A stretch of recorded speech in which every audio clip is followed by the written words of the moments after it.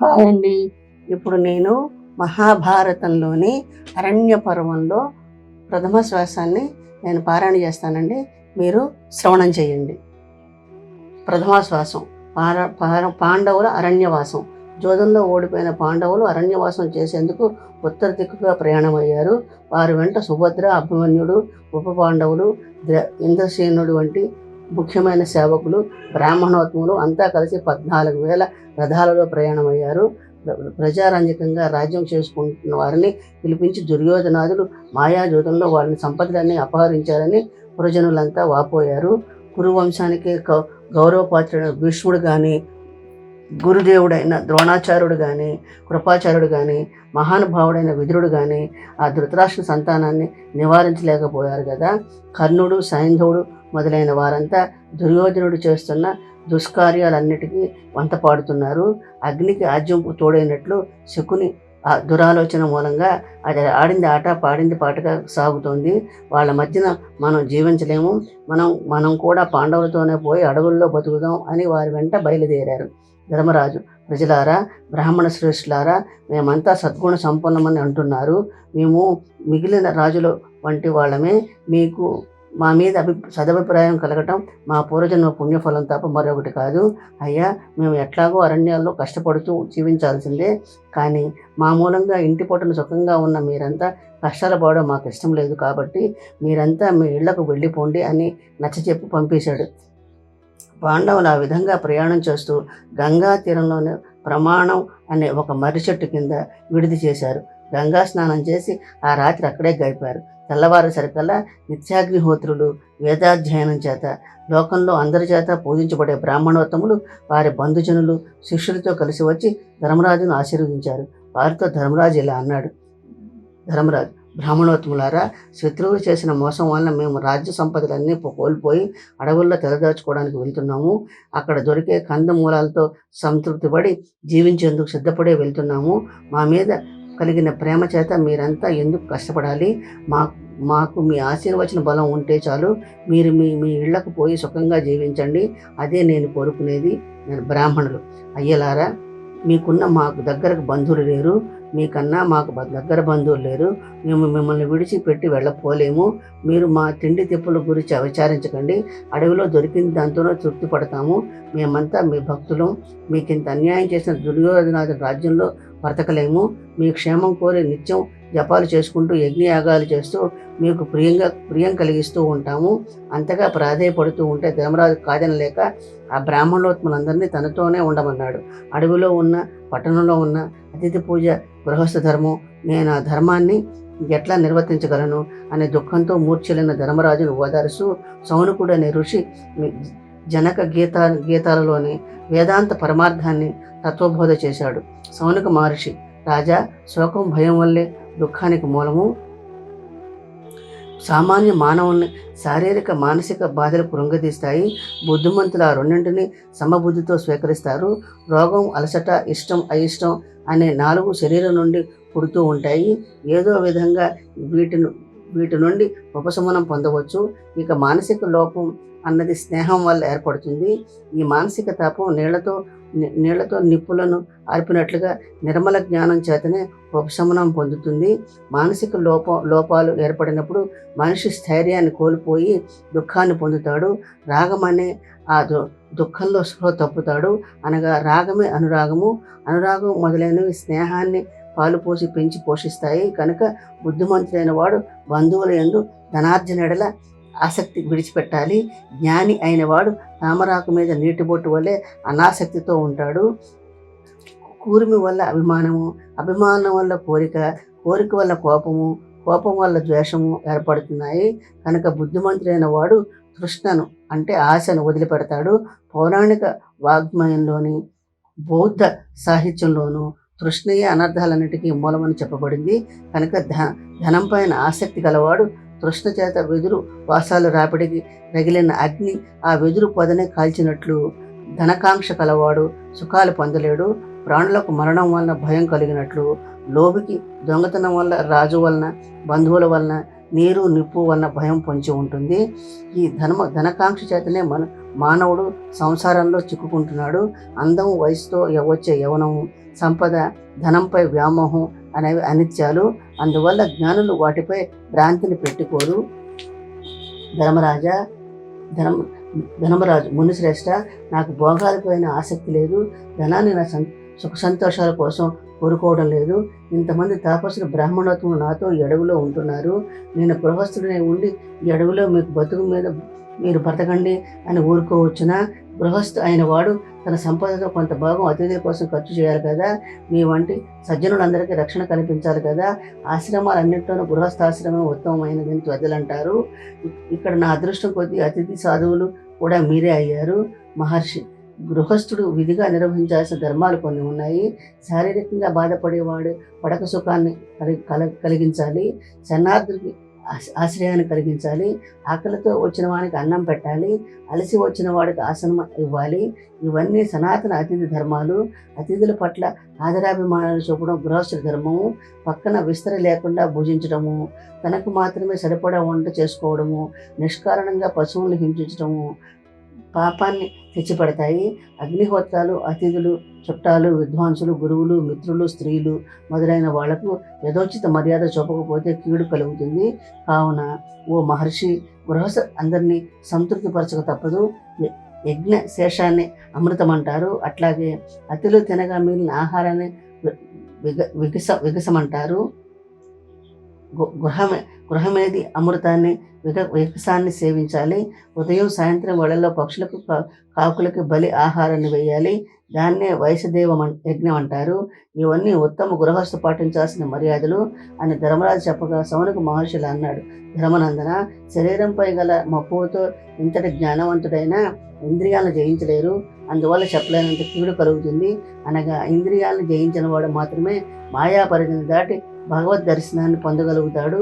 చెవి మొదలైన ఇంద్రియాలు మనశ్శాత ప్రేరేపించబడి ఇంద్రియార్థాలలో కలిసి ఉండడం వలన దేహదారులు ఆయా ఇంద్రియాలకు సంబంధించిన కోరికలకు దాసోహం అంటూ తమను తాము తెలుసుకోలేకపోతున్నారు. అందువల్ల కామ్యకర్మలు చేయడంలో ఆసక్తి గలవారే సంసార చక్రంలో తిరుగుతూ ఉంటారు. ఎవరైతే ప్రాణుల స్వభావాల వల్ల వేగద్వేషాలు లేనివారే వేదాలలో చెప్పినట్లుగా సరైన చిత్తవృత్తిని ఏర్పరచుకోవడం, ఇంద్రియాలను నిగ్రహించటం, యథోచితమైన దీక్షను స్వీకరించడం, గురుసేవ, ఆహారం తినటంలో నియమము, చదవటంలో చదివింది అర్థం చేసుకోవడం, నిష్కామ కర్మలు చేయడము, మనసును అదుపులో ఉంచుకోగలగటము అనే ఈ నియమాన్ని ఆచరించే మహాత్ములు తమ యోగ్యతను అనుసరించి సంసారాన్ని జయిస్తారు. కనుక ఓ ధర్మరాజా, నువ్వు కూడా గురుసేవ, పెద్దల నుండి వినడం, విన్నదాన్ని అర్థం చేసుకున్న దాన్ని స్థిరంగా మనసులో నిలుపుకొని ఆచరించటం, అవసరమైన దాన్నే ఆలోచించటం, అనవసరమైన ఆలోచనలు నిరోధించటం, వస్తు విజ్ఞానం, వేదాంతాది శాస్త్ర పరిజ్ఞానం అనే వాటిని అలవరుచుకో. అప్పుడు నువ్వు చేసే ప్రతి పని అభ్యున్నతిని పొందుతుంది. ఓ ధర్మరాజా, వసువులు, రుద్రులు, ఆదిత్యులు మొదలైన వాళ్ళంతా తపస్సు చేసి ఐశ్వర్యాన్ని సాధించారు. కావున నువ్వు కూడా తపస్సు చేసి నీకు కావలసిన వాటిని సాధించుకోమని చెప్పగా ధర్మరాజు మహర్షికి నమస్కరించి ఇలా అన్నాడు, బ్రాహ్మణ శ్రేష్ఠులారా, మేము వనవాసం చేస్తున్నాము. అతిథిని తృప్తిపరచలేమని నా అసమర్థతని చెప్పినా మీరంతా నా మీద గల ప్రేమతో నాతోనే ఉండడానికి ఇష్టపడుతున్న ఈ తాపసోత్తముల్ని విడిచిపెట్టి పొమ్మని చెప్పలేకుండా ఉండమంటే వారికి నేను అన్నం పెట్టలేని వాడిని అయ్యాను. ఇప్పుడు నేనేమి చెయ్యాలి అని వాపోయాడు. అప్పుడు ధౌమ్యుడు ఇలా అన్నాడు, ధర్మరాజా, పూర్వం సృష్టి ప్రారంభమైన కొత్తలో ప్రాణికోటి ఆహారం లేక అలమటించింది. అప్పుడు సూర్య భగవానుడు ప్రాణికోటిపై దయగలవాడై ఉత్తర దిక్కుగా ప్రయాణం చేసి భూసారాన్ని గ్రహించి దక్షిణ దిక్కుగా ప్రయాణం చేసి మేఘరూపాన్ని ధరించి ఔషధులన్నింటినీ ప్రోగు చేసి చంద్రకిరణాల ద్వారా ఆ ఔషధిని శుద్ధి చేసి వాటి నుండి అన్నాన్ని పుట్టించాడు. ఆ విధంగా ప్రాణికోటి ఆకలిని తీర్చాడు. అందువల్లనే అన్నం సూర్యప్రసాదమని తీసుకుని భీమ వైన్య కార్తవీర్య నౌషాదులంతా సూర్యుని ఆరాధించి ఆహారాన్ని సాధించి ప్రజల ఆకలి తీర్చారు. కాబట్టి ధర్మరాజా, నువ్వు కూడా సూర్యభగవాన్ని ప్రార్థించు, నీ కోరిక నెరవేరుతుంది. ఆయన పద్మాలకు మిత్రుడు. ఆయన దేవతలు, వాసుకులు, వైకుంఠవాసులు, సర్పాలు మొదలైన వారంతా పూజిస్తారు. ఆయన వేద స్వరూపుడు. బ్రహ్మ, విష్ణు, మహేశ్వరులతో సమానంగా పూజించదగినవాడు. తన వెలుగు చేత చీకట్లను పారదోలి ముల్లోకాలను వెలుగుతో నింపుతాడు. మహాదయామయుడు, మహాజ్ఞాని, ముల్లోకాలకు రక్షకుడు. అటు పిమ్మట పాండవ పురోహితుడైన ధౌమ్యుడు ధర్మరాజుకు ఆదిత్యుని నామాలు 108 అర్థంతోనూ స్వచ్ఛమైన ఉచ్చారణతోనూ ఉపదేశించాడు. ఆ మంత్రాన్ని ధర్మరాజుకు ఉపదేశించాడు. పురోహితుడైన ధౌమ్యుడు ఉపదేశాన్ని అనుసరించి ధర్మరాజు గంగా జలాలతో నిలబడి నిష్ఠతో సూర్యభగవాను గురించి తపస్సు చేశాడు. వేద స్వరూపుడైన పాపహరుడు అయిన సూర్యభగవానుడు ప్రత్యక్షమై ధర్మరాజుతో ఇలా అన్నాడు: ధర్మరాజా, నీ తపస్సుకు మెచ్చాను. నువ్వు అడవిలో ఉండే 12 సంవత్సరాలు అడవిలో దొరికే పండ్లు, వేర్లు, కాయగూరల్ని ద్రౌపది రాగి పాత్రలో వేయగానే 4 విధాలైన వంటకాలు రుచికరంగా తయారవుతాయి. ఇది అక్షయ పాత్ర. సూర్యుడు ఈ విధంగా చెప్పి అదృశ్యయ్యాడు. ఆనాటి నుండి ద్రౌపది ఆ పాత్రలో రుచికరమైన భోజ్య పదార్థాలతో బ్రాహ్మణోత్ములందరినీ చక్కగా పోషించగలిగింది. ఈ విధంగా ప్రతిరోజు బ్రాహ్మణోత్ములకు సంతర్పణ జరుగుతుంది. యజ్ఞ అవశేషాన్ని పాండవులు తినేవారు. భర్తలు తినగా మిగిలిన దాన్ని ద్రౌపది తినేది. ఆ విధంగా బ్రాహ్మణులు దీవెనలు పొందారు. కొంతకాలానికి బ్రాహ్మణులంతా బ్రహ్మర్షి సమూహంతో కలిసి కామ్యక వనానికి వెళ్ళారు. అక్కడ హస్తినాపురంలో ఒకరోజు ధృతరాష్ట్రుడు విదురుడిని పిలిచి ఇలా అన్నాడు: ఓ విదురుడా, నువ్వు శుక్రాచార్యుని వంటి వాడువు, బుద్ధిమంతుడువు. నీ కురు పాండవులు 2 కళ్ళు వంటి వారు. పాండవులను గూర్చి సమాచారం ఏమైనా తెలుస్తోందా? ఇక మీదట పాండవులు ఏం చేయదలుచుకున్నారు? విదురుడు: ధృతరాష్ట్ర మహారాజా, పాండవులు దైవాంశ సంభూతులు, ధైర్య సాహసాలు ఉన్నవారు. వాళ్ళ గొప్పతనం నీకు మాత్రం తెలియదా? భీముడు, అర్జునుడు తమ పరాక్రమ చేత లోకంలో ఉండే రాజులందరినీ జయించారు. వివిధములైన శస్త్రాస్త్రాస్త్రములు కలవారు. యుద్ధంలో వాళ్ళ ముందు శత్రువులు ఎవరూ బతికి బయటపడలేదు. మహారాజా, కపట చోదం వలన పాండవులకు కౌరవులకు వైరం ఏర్పడుతుందని నేను ముందే చెప్పాను. నువ్వు నా మాటల్ని పెడచెవిన పెట్టావు. దుర్యోధనుని మాటలను మన్నించావు. దుర్యోధనుడు పుట్టినప్పుడే ఎన్నో దుశ్శకునాలు మనం చూసాము. ఆనాడే వాడి వలన పురువంశానికి కీడు కలుగుతుందని అనుకున్నాము. కులానికి కీడు తెచ్చేవాడిని వదిలిపెట్టి కులాన్ని రక్షించుకోమని ధర్మం అని చెప్పాను. రాజ్యం మొత్తానికి ధర్మరాజ్యం రాజ్యం చేయటం వలన నీ మిగిలిన కుమారులు, మనవులు, మిత్రులు, బంధువులు అందరినీ కాపాడుకోవచ్చు అని చెప్పాను. ద్రౌపదికి భీముడి నిండు సభలో దుశ్శాసనుడు చేత క్షమాపణ చెప్పించమని చెప్పాను. ఇంద్రుని మించిన వాడు, సూర్యుని తేజస్సు గలవాడు, జయించరాని వాడు అయిన ధర్మరాజు నీ కొడుకులు చేసిన కీడు మనసులో పెట్టుకోడు. ప్రదీప మహారాజు వంశంలో పుట్టినవాడా, ఓ ధృతరాష్ట్ర మహారాజా, ధర్మరాజును పట్టాభిషిక్తుని చెయ్యి. అట్లా చేస్తే కౌరవ వంశం శాశ్వత కీర్తితో ప్రకాశిస్తుంది అని చిలకకు చెప్పినట్లు చెప్పాను. విదురుడి మాటలు విన్న ధృతరాష్ట్రుడు విపరీతమైన కోపం వచ్చింది. విదురుడితో ఇలా అన్నాడు: నా శరీరం నుండి పుట్టిన నా పెద్ద కొడుకును నేను ఎట్లా విడిచిపెట్టగలను? కన్న కొడుకులకు వ్యతిరేకంగా మాట్లాడి వాళ్ళని ఎట్లా బాధ పెట్టగలను? ఈ విధంగా చెప్పడం నీకేమైనా బాగుందా? నా కొడుకులు పైకి రావడం నీకు ఇష్టం లేదా? నీ సహాయం నాకు అక్కర్లేదు. నువ్వు పాండవుల దగ్గరికి వెళ్ళినా సరే, లేక మరెక్కడికైనా వెళ్ళినా సరే, ఇక్కడి నుంచి మాత్రం వెళ్ళిపో అన్నాడు. విదురుడు పాండవుల వద్దకు వెళ్ళుట. ధృతరాష్ట్రుడు వెళ్ళిపోమనడంతోనే విదురుడు రథం పైన పాండవులు ఉండే కామ్యక వనానికి వెళ్ళాడు. విదురుడు వస్తున్న సమాచారం పాండవులు తెలుసుకున్నారు. విదురుడు ఎందుకు వస్తున్నాడో వాళ్ళకు అర్థం కాలేదు.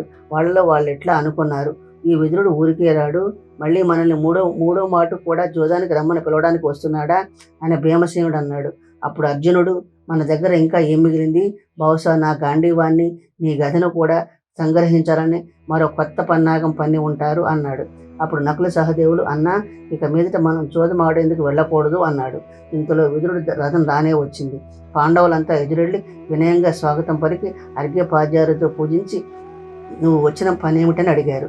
విదురుడు: ధృతరాష్ట్రుడు నన్ను పిలిచి ఇలా అడిగాడు: విదురా, నువ్వు కౌరవులకు పాండవులకు హితం కోరేవాడవు. ఇక ముందు చేయాల్సిన పని ఏమిటో చెప్పు అని అడిగాడు. అప్పుడు నేను మీ ఇరుపక్షాల వారికి, దేశానికి కూడా హితంగా ఉండే మార్గం చూపాను. లోకంలో అంత ఇష్టపడి తినే ఆహారం జ్వరం వచ్చిన వాడికి వెగటనిపిస్తుంది. అట్లాగే అతడికి నా హితం నచ్చలేదు. ఉన్నట్లుగా చెప్తే గొప్ప బుద్ధి గల వాళ్ళు ఆదరిస్తారు. అదే నీచ బుద్ధి గల వాళ్ళు విషంలాగా అనిపిస్తుంది. అందువల్ల ధృతరాష్ట్రుడు నన్ను దూషించి నువ్వు పాండవుల దగ్గరికి ఉండు అని పంపేశాడు. అందువల్ల నేను ఇక్కడికి వచ్చేసాను. లోకంలో ఏ కన్నెపిల్లైనా ఓ ఛాందస ముసలివాడికి కట్టబెడితే ఆ పిల్ల అతన్ని ప్రేమించకపోగా అసహించుకుంటుంది. అట్లాగే రాజ్యలక్ష్మి ఆ దుర్మార్గుల చేతిలో పడి వలపు లేనిదై దుఃఖిస్తోంది. ఆ ధర్మరహితులైన ధృతరాష్ట్రాలకు రాజ్యలక్ష్మి సుస్థిరం కాదు. ధర్మతనయ, నిన్ను రాజసంపదల వలచి తమకు తాము వచ్చి పొందుతాయి. ఓ ధర్మరాజా, ధర్మాన్ని కోల్పోయిన దుర్యోధనాలు రాజ్యాన్ని త్వరలోనే పోగొట్టుకుంటారు. ఆ రాజసంపదలంతా తానంతటా అదే వరించి వస్తుంది. ధర్మరాజు విదురుడి ఉపదేశాన్ని అనుసరించి నడుచుకుంటానని మాట ఇచ్చాడు. ఇంతలో విదురుడు పాండవుల వద్దకు వెళ్ళాడని తెలుసుకున్న ధృతరాష్ట్రుడు సంజయుని పిలిచి ఇలా అన్నాడు: సంజయ, విదురుడు నాకు సోదరుడు, నాకు బాగా ఇష్టమైన వాడు, నా కంటి చూపుతో సమానమైన వాడు. అతడు నా గుండెకాయ, అతన్ని విడిచి ఉండలేను.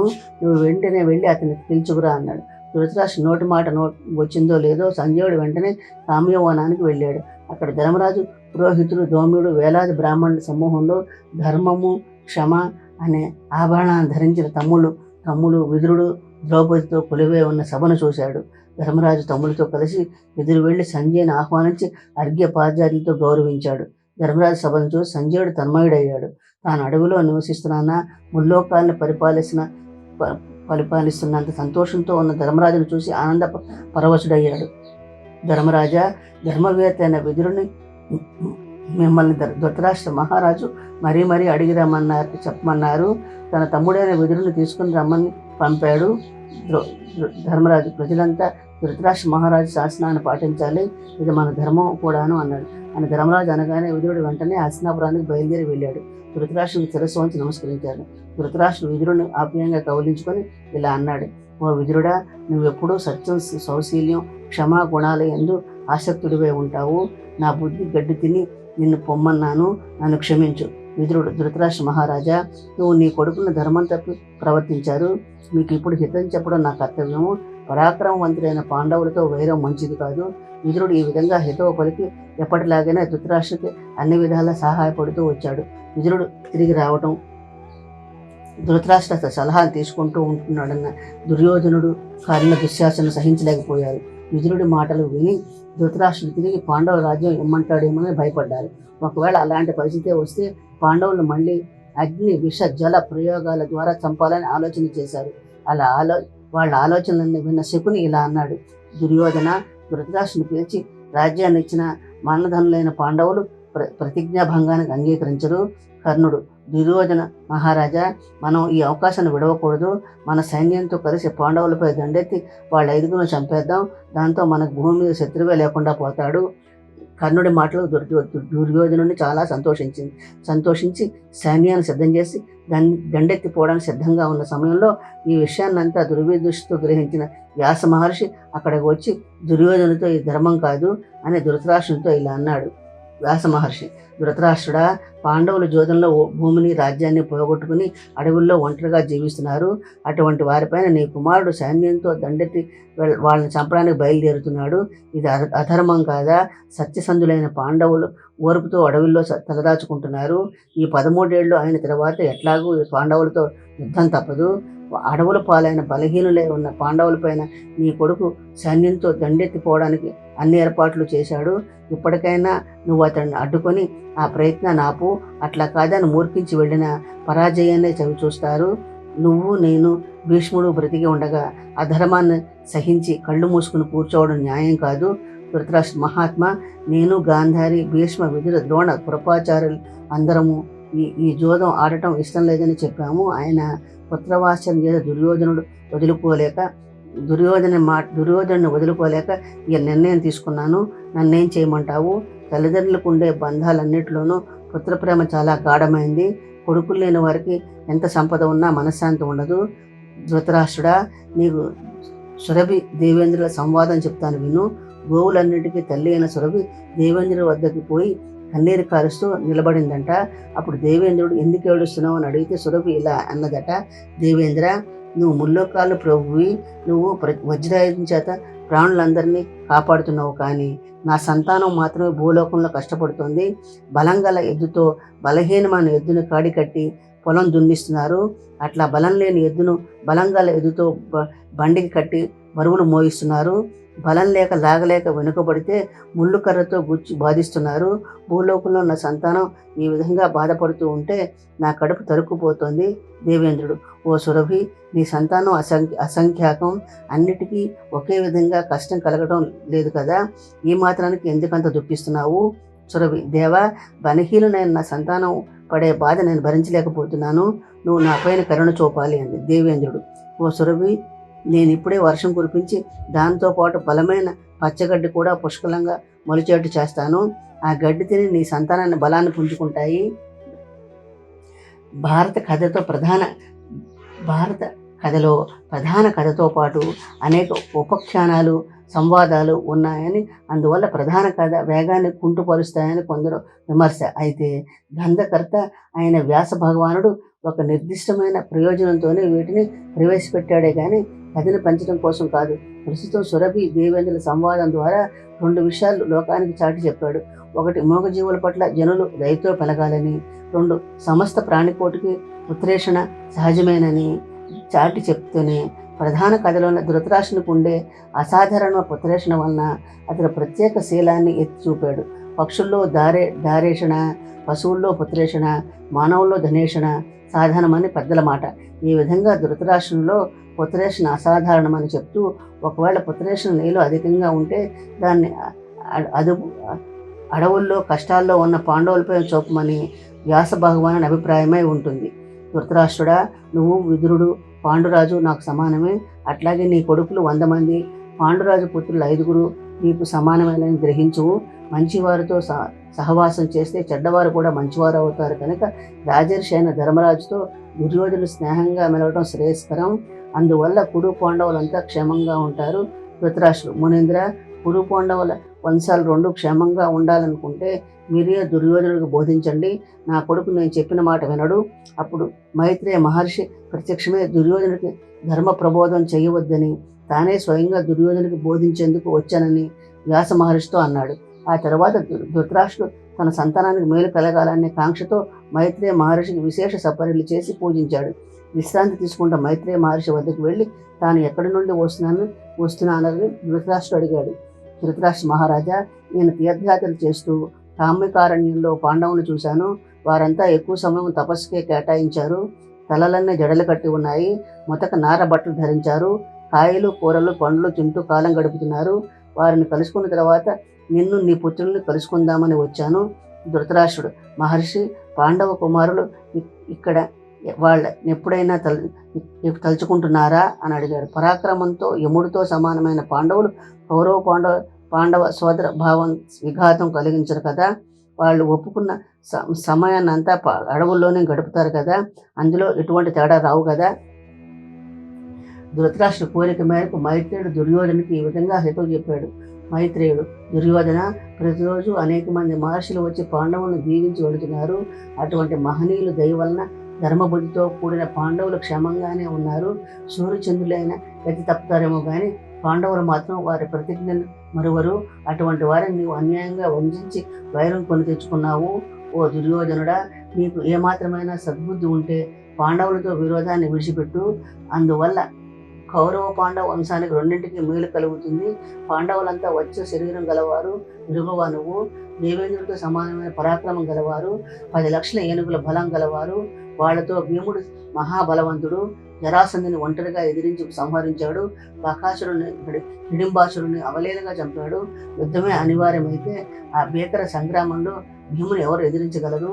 దుర్యోధన. అంతేకాదు, మహాబలశాలైన దుష్టజుమ్నుడు పాండవులకు బంధువు అయ్యాడు.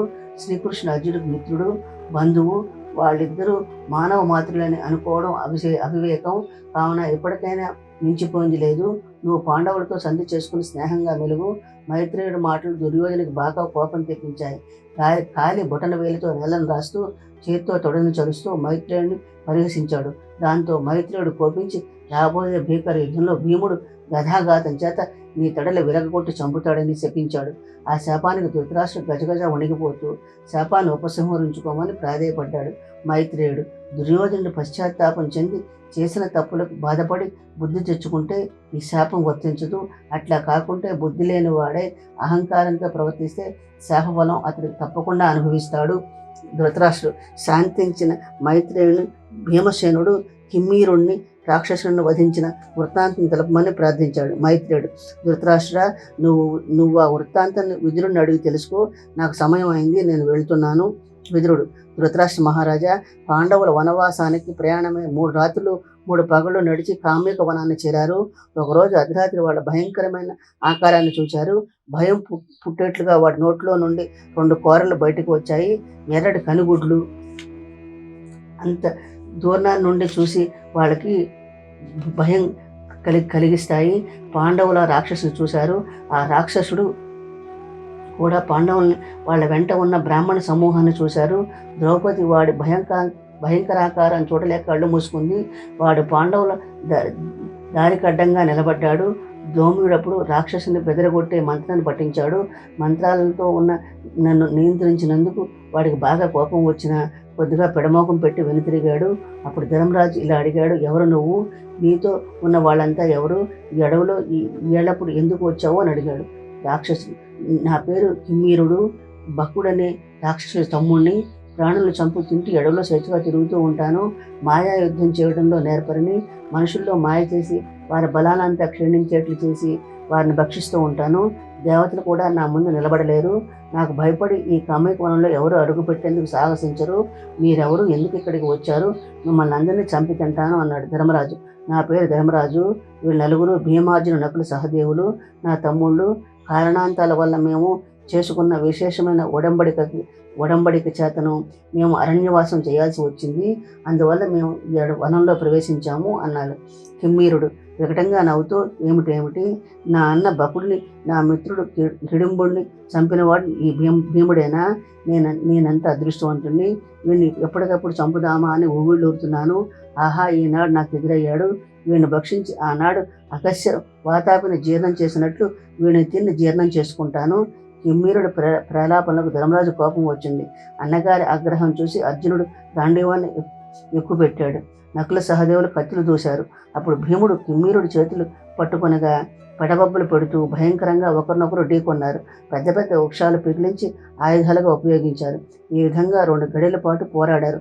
చివరకు భీముడు కిమ్మీరుడు మొలను కంఠాన్ని పట్టుకుని గిరగిరా తిప్పి నేలకేసి కొట్టాడు. దాంతో వాడు నెత్తిరి కప్పుకు చచ్చాడు. భీముడు కిమ్మీరుడు కళేబరాన్ని ఎత్తి దారికి దూరంగా విసిరేశాడు. ధృతరాష్ట్ర మహారాజా, ఈ విధంగా భీముడు కిమ్మీరుడిని వధించి కామికవనంలో రాక్షస బాధ లేకుండా చేశాడు. అప్పుడు ధౌమ్యుడు మున్నగు బ్రాహ్మణ శ్రేష్ఠులంతా భీముడిని ఆశీర్వచనాలతో దీవించారు. ఈ కథ వింటున్న ధృతరాష్ట్రుడికే కాదు, అతడి కొడుకులు కూడా గుండెలు దడదడలా పుట్టుకున్నాయి. పాండవుల రాజ్యం పోగొట్టుకుని కామికవనంలో మునివృత్తిని చేపట్టి ఉన్నారని తెలిసి యాదవ వీరులు, పాంచాల దేశ విరాట దృష్టజమునుడు మహారాజులు వచ్చారు. వారంతా కౌరవుల అధర్మాన్ని, కపట జోదాన్ని నిందించారు. యుద్ధంలో కర్ణుడిని, దుశ్శాసనుని, కౌరవులందరినీ చంపి వారి నెత్తుడితో భూదేవికి అభిషేకం చేస్తామని ప్రతిజ్ఞ చేశారు. అర్జునుడు శ్రీకృష్ణుని పరిపరి విధాలు స్తుతించాడు. అర్జునుడి స్తోత్రం సంతోషించి శ్రీకృష్ణుడు ఇలా అన్నాడు, అర్జున, మనమిద్దరం పూర్వం నరనారాయణు అనే పురుషులము. నువ్వు నరుడివి, నేను నారాయణుని. మనమిద్దరము గొప్ప శక్తిని సంతరించుకుని భూలోకంలో అవతరించాము. ద్రౌపది సృష్టికర్తవైన బ్రహ్మవు నువ్వే. ఈ మాట నేను అన్నది కాదు, అసీతుడైన దేవలుడని చెప్పాడు. నువ్వే యజ్ఞపురుషుడు అని కశ్యప మహర్షి చెప్పాడు. నువ్వు సర్వవ్యాపివని, ఈ విశాల సృష్టి అంతా నీ శరీర భాగాల్లోనే ఇమిడి ఉందని నారదుడు ప్రవచించాడు. నువ్వు అక్షరుడవు, అక్షయ జ్ఞాని నిధివని ముని ప్రముఖులంతా తీర్మానం చేశారు. ఓ కృష్ణ దయామయ, యుద్ధంలో తిరగని వానికి శీలవంతుడివి. ఆధ్యాత్మిక జ్ఞానులకు, సర్వధర్మ కోవిదులకు, రాజర్షి శ్రేష్ఠులకు, యోగీశ్వరులకు నువ్వే దిక్కు. సర్వ శరణ్యుడవు నువ్వు దేవా. నీకు తెలియనిది లేదు. ఆయన నా అనుభవాన్ని నీ పాదాల ముందు ఉంచుతున్నాను. నేను చక్రవర్తి అయిన పాండురాజు కోడలని, మహావీరులైన పాండవులకు భార్యను, మహాబలశాలైన కృష్ణజమునుకు సోదరని. అట్టి నన్ను దుశ్శాసనుడు 2 సభలో నా జుట్టు పట్టుకుని ఈడ్చాడు. నా వస్త్రాలను తొలగించి ఘోరంగా అవమానం చేశాడు. అప్పుడు పాండవులు చూస్తూ ఊరుకున్నారు. భీష్మాది వృద్ధులంతా నోరు మెదపలేదు. సామాన్యుల శరణు వేడిన రక్షించే పాండవులు నా మొర ఆలకించలేదు. ఇక భీమార్జునుడు వంటి బలశాలురైనా ఏమీ ప్రయోజనము? సభలో బంధువులు, సోదరులు, పుత్రులు అనేక మంది ఉన్నారు. ఆయన నాకెవరూ లేనివాడయ్యారు. ఆ సమయంలో కర్ణుడు నన్ను చూసి నవ్వాడు. కృష్ణ, దుశ్శాసనుడు చేసిన అవమానం కన్నా కూడా కర్ణుడు చూసి నవ్వే నన్ను చిత్రవద చేస్తోంది. హృదయం అంతా మండిపోతోంది. చాలా కాలం కిందట వేదాలు చదువుకుంటూ పిల్లలతో ఆడుకుంటున్నప్పుడు భీముడు ప్రమాణకోటి ప్రదేశంలో గాఢనిద్రలో మునిగి ఉంటే అగాధమైన గంగ మడుగులో తోసేశారు. విషం తినిపించారు, విషసర్పాల చేత కరిపించారు. పంచపాండవుల్ని తల్లి కుంతి దేవితో సహా వారణావంతంలో లక్క ఇంట్లో పెట్టి కాల్చి చంపాలని ప్రయత్నించారు. ఇన్ని అవమానాలు భరించి ఈ రోజున శౌర్యాన్ని పోగొట్టుకుని అడవుల్లో తలదాచుకుంటున్నారు. కానీ కృష్ణ, నా పరాభవాన్ని ఎట్లా తొలగించగలరు అని వలవల ఏడుస్తూ ఉంటే ఆమె చెనుకట్టంతా తడిసిపోయింది. అప్పుడు శ్రీకృష్ణుడు ఆమెను ఓదారుస్తూ ఇలా అన్నాడు, సోదరి విచారించుకు. అర్జునుడు వాడి బాణాల చేత ధాతరాష్ట్రులంతా చావక తప్పదు. సప్త సాగరాలు ఇంకిపోయినా సరే, రాత్రింబాళ్ళు తారుమారైనా సరే నా మాట జరిగి తీరుతుంది. అర్జునుడు ద్రౌపదితో, పురుషోత్తముడైన శ్రీకృష్ణ మన యోగక్షేమాలు చూస్తున్నాడు. దుష్టులైన శత్రువులంతా నశిస్తారు. శ్రీకృష్ణ అండ మనకున్నంత చేత ముల్లోకాల్లోనూ మనల్ని ఎదిరించేవారు లేరు. ఇక నువ్వు దుఃఖించకు మానై అన్నాడు. దుష్టజముడు కోపంతో, పద్మాలు వంటి నేత్రాల కలదాన్న ఓ ద్రౌపది, భీముడు, దుర్యోధన, దుశ్శాసనుడు, అర్జునుడు, కర్ణుని, నేను ద్రోణుణ్ణి యుద్ధంలో సంహరిస్తాము, నువ్వు ఇంకా విచారించుకో అన్నాడు. శ్రీకృష్ణుడు ధర్మరాజా, ఇక్కడ జరిగినంత యూధాడు సాత్యకి నాకు ద్వారకలో చెప్పగా విన్నాను. నేను ఎంతో వ్యధ చెంది వెంటనే నేను చూడాలని వచ్చాను. ఆ సమయంలో నేను హస్తినంలో మీ పక్కనే ఉంటే ఈ దుర్వ్యసనాన్ని సాగనిచ్చేవాడిని కాదు. స్త్రీ మద్యం, వేట, జోదం అనే ఈ 4 దుర్వ్యసనాలు అన్నింట్లో అనర్థదాయకమైంది జోదం. ఈ వ్యసనాన్ని వదులుకోకపోతే పాపం చుట్టుకుంటుంది. ఈ జోదం జరిగేటప్పుడు నేను అక్కడ ఉంటే అనేక ప్రమాణాలు చేసి పెద్దలైన భీష్మ, ద్రోణాది వృద్ధులతో సహా ధృతరాష్ట్రుని ఒప్పించగలిగేవాడిని. అంతగా వినకపోతే ఆ ధర్మపరులందరినీ నేల కూల్చేవాడిని. నేను మీ పక్కన ఉన్నంతకాలం మీకు ఎటువంటి కీడు జరగదు. నేను 10 నెలల పాటు సాల్వుడితో సముద్రయాన యుద్ధం చేయాల్సి వచ్చింది. అందువల్ల కపటచూతం జరిగే సమయంలో మీకు దూరంగా ఉండాల్సి వచ్చింది. ఇప్పుడు మీకు సౌభంక నగరోపాఖ్యానాన్ని చెప్తాను వినండి. ధర్మరాజా, నువ్వు చేసిన రాజసూయంలో నాకు పూజారిగా ఇవ్వటాన్ని ఓచలేని శిశుపాలను హతమార్చాను కదా. అతడి తమ్ముడైన సాలువుడికి కోరుకున్న చోటుకి కదిలిపోయే సౌంబక నగరం ఒకటి ఉంది. అతడి కదిలే నగరంతో వచ్చి ద్వారకను ముట్టడించాడు. సాలువుడి సైన్యంతో ఉండే ఏనుగులు ద్వారకా నగరానికి వెలుపల ఉండే ఉద్యానవనాలన్నీ నాశనం చేశాయి. అప్పుడు సాంబుడు, చారుదేశుడు, ప్రద్యుమ్నుడు ద్వారకాపురి కోట నుండి బయటికి వచ్చి యుద్ధం చేశారు. యుద్ధంలో సాంబుడు సాలువుని సేనాధిపతి అయిన క్షేమవృద్ధితో తలపడ్డాడు. ఒకరిపై ఒక లక్షలాది బాణాలను కురిపించుకున్నారు. సాంబుడు సంధించిన బాణాలతో కొన్ని క్షేమవృద్ధి రథానికి కూల్చి గుర్రాలకు తాకాయి. ఆ బాణాలు మర్మస్థానంలో తగలటం వలన గుర్రాల సారథి చెప్పు చేతుల్లో ఉండక క్షేమవృద్ధి రథాన్ని దూరంగా లాక్కుపోయాయి. అప్పుడు వేగవంతుడనే వీరుడు సాంబుడిని ఎదుర్కొన్నాడు. కొంతసేపు ఇరువురు పోరాడిన తర్వాత సాంబుడు పక్కకు పొమ్మని చారుదేశుని కథతో వేగవంతుని తల బదల కొట్టి చంపాడు. అప్పుడు విచిత్రుడని ముందుకు వచ్చి చారుదేశునిపై వాడి అయిన బాణాలు సంధించాడు. అప్పుడు చారుదేశుని అగ్నేయాస్త్రాన్ని సంధించగా భయంకరమైన అగ్ని ప్రజ్వలి అందులో నుంచి నిప్పు కణాలు విచిత్రుడిని కాల్చి చంపాయి. విచిత్రుని మరణం సాలువుని సైనికుల్లో సంక్షోభాన్ని సృష్టించింది. తరువాత ప్రద్యుమ్నుడికి సాలువుడికి మధ్య యుద్ధం ఘోరంగా జరిగింది. ప్రద్యుమ్నుడు వాడి బాణాలతో సాలువుడి మర్మస్థానాలను ఛేదించగా కోపించిన సాలువుడు ప్రద్యుమ్నుడిపై యమదండం వంటి బాకులు ప్రయోగించాడు. ప్రద్యుమ్నుడు కొద్దిసేపు మూర్ఛపోగా అతడి సారథి రథాన్ని దూరంగా తీసుకుని పోయాడు. మూర్ఛ నుండి తేరుకున్న ప్రద్యుమ్నుడు యుద్ధ భూమికి దూరంగా ఉండడం తెలుసుకుని సారథిని దూషించాడు. ఓ సూతుడా, నన్ను యుద్ధం మధ్యలో ఇట్లా దూరంగా తీసుకుని రావచ్చునా? నీకు భయంగా ఉంటే చెప్పు. వెన్ను చూపి ఇట్లా దూరంగా రావడాన్ని యాదవ శ్రేష్ఠులు నిందించరా? బలరాముడు, శ్రీకృష్ణుడు, రాకుమారులు, అక్రూరుడు మొదలైన పెద్దలంతా నన్ను చూసి నవ్వరా? ఇక ఆలస్యం చేయకుండా సాలువుడున్న చోటుకి రథాన్ని తీసుకొని పో అన్నాడు. పరిస్థితి రథపు తప్పినప్పుడు రథకుడిని రక్షించే బాధ్యత సారథి పైన ఉంటుంది. అలాగే సారథిని రక్షించే బాధ్యత రథకుడిపై ఉంటుంది. ఇద్దరు ఒకరి దేహాన్ని ఒకరు కాపాడుకుంటూ ఉండాలి. సాలువుడు వేసిన మాయా బాణాన్ని వమ్ము చేస్తూ ప్రద్యుమ్నుడు బ్రహ్మాస్త్రాన్ని ప్రయోగించాడు. అది అతడి రొమ్మును, ముఖాన్ని ఒకేసారి తాకింది. అప్పుడు సాలువుడు మూర్ఛపోయాడు. ప్రద్యుమ్నుడు మరొక దివ్యాస్త్రాన్ని సంధిస్తూ ఉండగా నారదుడు, వాయుదేవుడు వచ్చి ఇట్లా అన్నారు, ప్రద్యుమ్నుడా, తొందరపడకు, అతను నువ్వు సంహరించరాదు, నారాయణుడే వధిస్తాడని బ్రహ్మదేవుడు అన్నాడు. అప్పుడు ప్రద్యుమ్నుడు సాలువుడిని చంపకుండా వదిలేశాడు. తర్వాత సాలువుడు ద్వారకను ముట్టడించడాన్ని విరమించుకొని సౌముఖాన్ని ఎక్కి వెళ్ళిపోయాడు. ధర్మరాజా, నేను రాజసూయం నుండి ద్వారకకు పోయి చూడగా అక్కడ ఉద్యానవనాలన్నీ నాశనమైపోయాయి. ప్రవేశ ద్వారాలు విప్రగృహాలన్నీ గుర్తుపట్టలేనంతగా ధ్వంసమై ఉన్నాయి. వేద పారాయణాలు వినిపించటలేదు. యజ్ఞయాగాలు ఆగిపోయాయి. స్త్రీల ఒంటి మీద ఆభరణాలు లేవు. ఇక సాలువుణ్ణి చంపగానే ద్వారకలో అడుగు పెట్టాలని శపథం చేశాను. బలరామాదుల్ని ద్వారకకు దక్షిణగా ఉండమన్నాను. బ్రాహ్మణ ఆశీర్వచనాలు పొంది దివ్య నందనం అనే రథానికి వెంబడించాను. అప్పుడే సాలువుడు సౌంభుకానికి సముద్ర గర్భంలో ప్రవేశించాడు.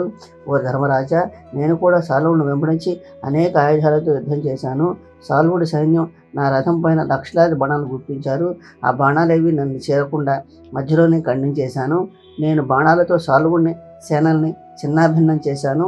రాను రాను సాలువుడి సైన్యంలో ఉత్సాహం తగ్గుముఖం పట్టింది. దాంతో నా సైన్యం అంతా విజృంభించి యుద్ధం చేశారు. అప్పుడు సాలువుడు నాతో యుద్ధం చేయలేక సౌంభుకానికి నాతోనే మాయ నాటకం ఆడాడు.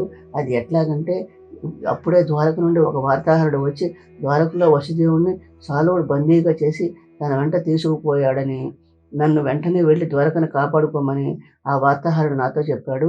నాకు చాలా ఆశ్చర్యం వేసింది. ద్వారకను బలరామాదుడు రక్షిస్తూ ఉండగా వసుదేవుని సాలువుడు ఎట్లా బంధించి తీసుకుపోయాడు అని నేను ఎట్లా ఆలోచిస్తూ ఉండగానే సౌంభుకం నుండి వసుదేవుడు బంధించబడి దిగుతూ ఉండడం కనిపించింది. వెంటనే నా చేతిలో నుండి ధనస్సు జారి కింద పడిపోయింది. నేను రథంలోనే కూలబడిపోయాను. స్పృహ వచ్చి కళ్ళు తెరిచి చూస్తే ఎదురుగా సౌంభుకము లేదు, అందులో వసుదేవుడు లేడు. అప్పుడు అదంతా మాయ అని గ్రహించాను. శూన్యంలో రాక్షసులు ఆహాకారాలు చేస్తున్నట్లు వినబడింది. నీకు ఎంతమాత్రం ఆలస్యం చేయరాదని వెంటనే శబ్దభేది బాణాన్ని ప్రయోగించి ఆ రాక్షసుని సంహరించాను. సాలువుడు నాపై పర్వతాల వాన కురిపించాడు. వెంటనే చక్రాన్ని మంత్రించి సౌంభుకం మీదకు ప్రయోగించాను. ఆ సుదర్శనం ప్రజ్వల్లే అగ్నిగోళంలాగా పోయి సౌంభకాన్ని భస్మం చేసి తిరిగి నా వద్దకు వచ్చింది. ఆ సౌంభకంతో పాటు సాలువుడు కూడా భస్మం అయిపోయాడు. పాండవుడు ద్వైతవనానికి పోవుట. శ్రీకృష్ణుడు సాలువుడు కథ చెప్పి చెల్లెలు సుభద్రను అభిమన్యుని తీసుకుని పాండవుల వద్ద సెలవు తీసుకుని ద్వారకకు బయలుదేరి వెళ్ళాడు. దుష్టజుమ్నుడు కూడా ఉప పాండవులను తీసుకుని ద్రౌపది నగరానికి వెళ్ళాడు. పాండవులు తమ ముఖ్య సేవకులను వేలాది బ్రాహ్మణోత్తములను వెంట పెట్టుకుని ద్వైతవనానికి చేరారు. అప్పుడు ధర్మరాజు తమ్ములతో ఇలా అన్నాడు. ధర్మరాజు, ద్వైతవనం అతి భయంకరంగా ఉంది. సింహాలు, పెద్ద పులులు వంటి అనేక క్రూర మృగాలు ఇక్కడ స్వేచ్ఛగా విహరిస్తూ ఉంటాయి. అంతేకాకుండా మాయావులైన రాక్షసులు, శత్రువులు పొంచి ఉంటారు. కావున మనం ఈ బ్రాహ్మణోత్తములను కాపాడుకోవడంలో అప్రమత్తంగా ఉండాలి. అర్జునుడు, ధర్మరాజా, బ్రహ్మజ్ఞానులైన తపోధనులంతా మన వెంట ఉన్నారు. వీరంతా నారద, వ్యాసాది మహర్షుల్లాగా లోకాలన్నింటిలోనూ స్వేచ్ఛగా సంచరించగల మహనీయులు. ఇట్టి మహనీయులంతా నిత్యం నీ శ్రేయస్సు కోరుతూ ఉంటారు. ఈ పరాక్రమం అందరినీ కాపాడుతుంది. ఇది ద్వైతవనం అంటావా? ఈ వనమంతా మనోహరమైన వృక్షాలతో నిండి ఉంది. ఈ వృక్షాలపైన నెమళ్ళు, చిలుకలు, కోకిలు శ్రవణానందంగా గానం చేస్తూ ఉంటాయి. అన్ని ఋతువుల్లోనూ వృక్షాలన్నీ కమ్మని పూలు, పండ్లు, కాయల్ని ఇస్తూ ఉంటాయి. ఇవి కాకుండా అడుగడుగున పుట్ట తేనె పట్లు వేలాడుతూ ఉన్నాయి. ఈ వనం నిండా ఎన్నో సరస్సులున్నాయి. వాటి నిండా కొంగలు, కొక్కెరలు, బెగ్గురు పిట్టలు కిలకల రావాలతో సందడిగా ఉంటుంది. కొండపై నుండి జలువారే వాగులు, నదులు ఎల్లప్పుడూ ప్రవహిస్తూ ఉంటాయి. ఈ వనంలో మహర్షులందరూ తపస్సు చేసుకుంటున్నారు. లలిత లత వితనాలు కన్నులకు పండుగ చేస్తూ ఉంటాయి. అన్న, ఇది మనం ఉండదగిన ప్రదేశం. అర్జునుడు ఆ విధంగా అనగానే వాళ్ళంతా ఒకరికొకరు ఒక్కో వృక్షం కింద కుటీరాలు నిర్మించుకున్నారు.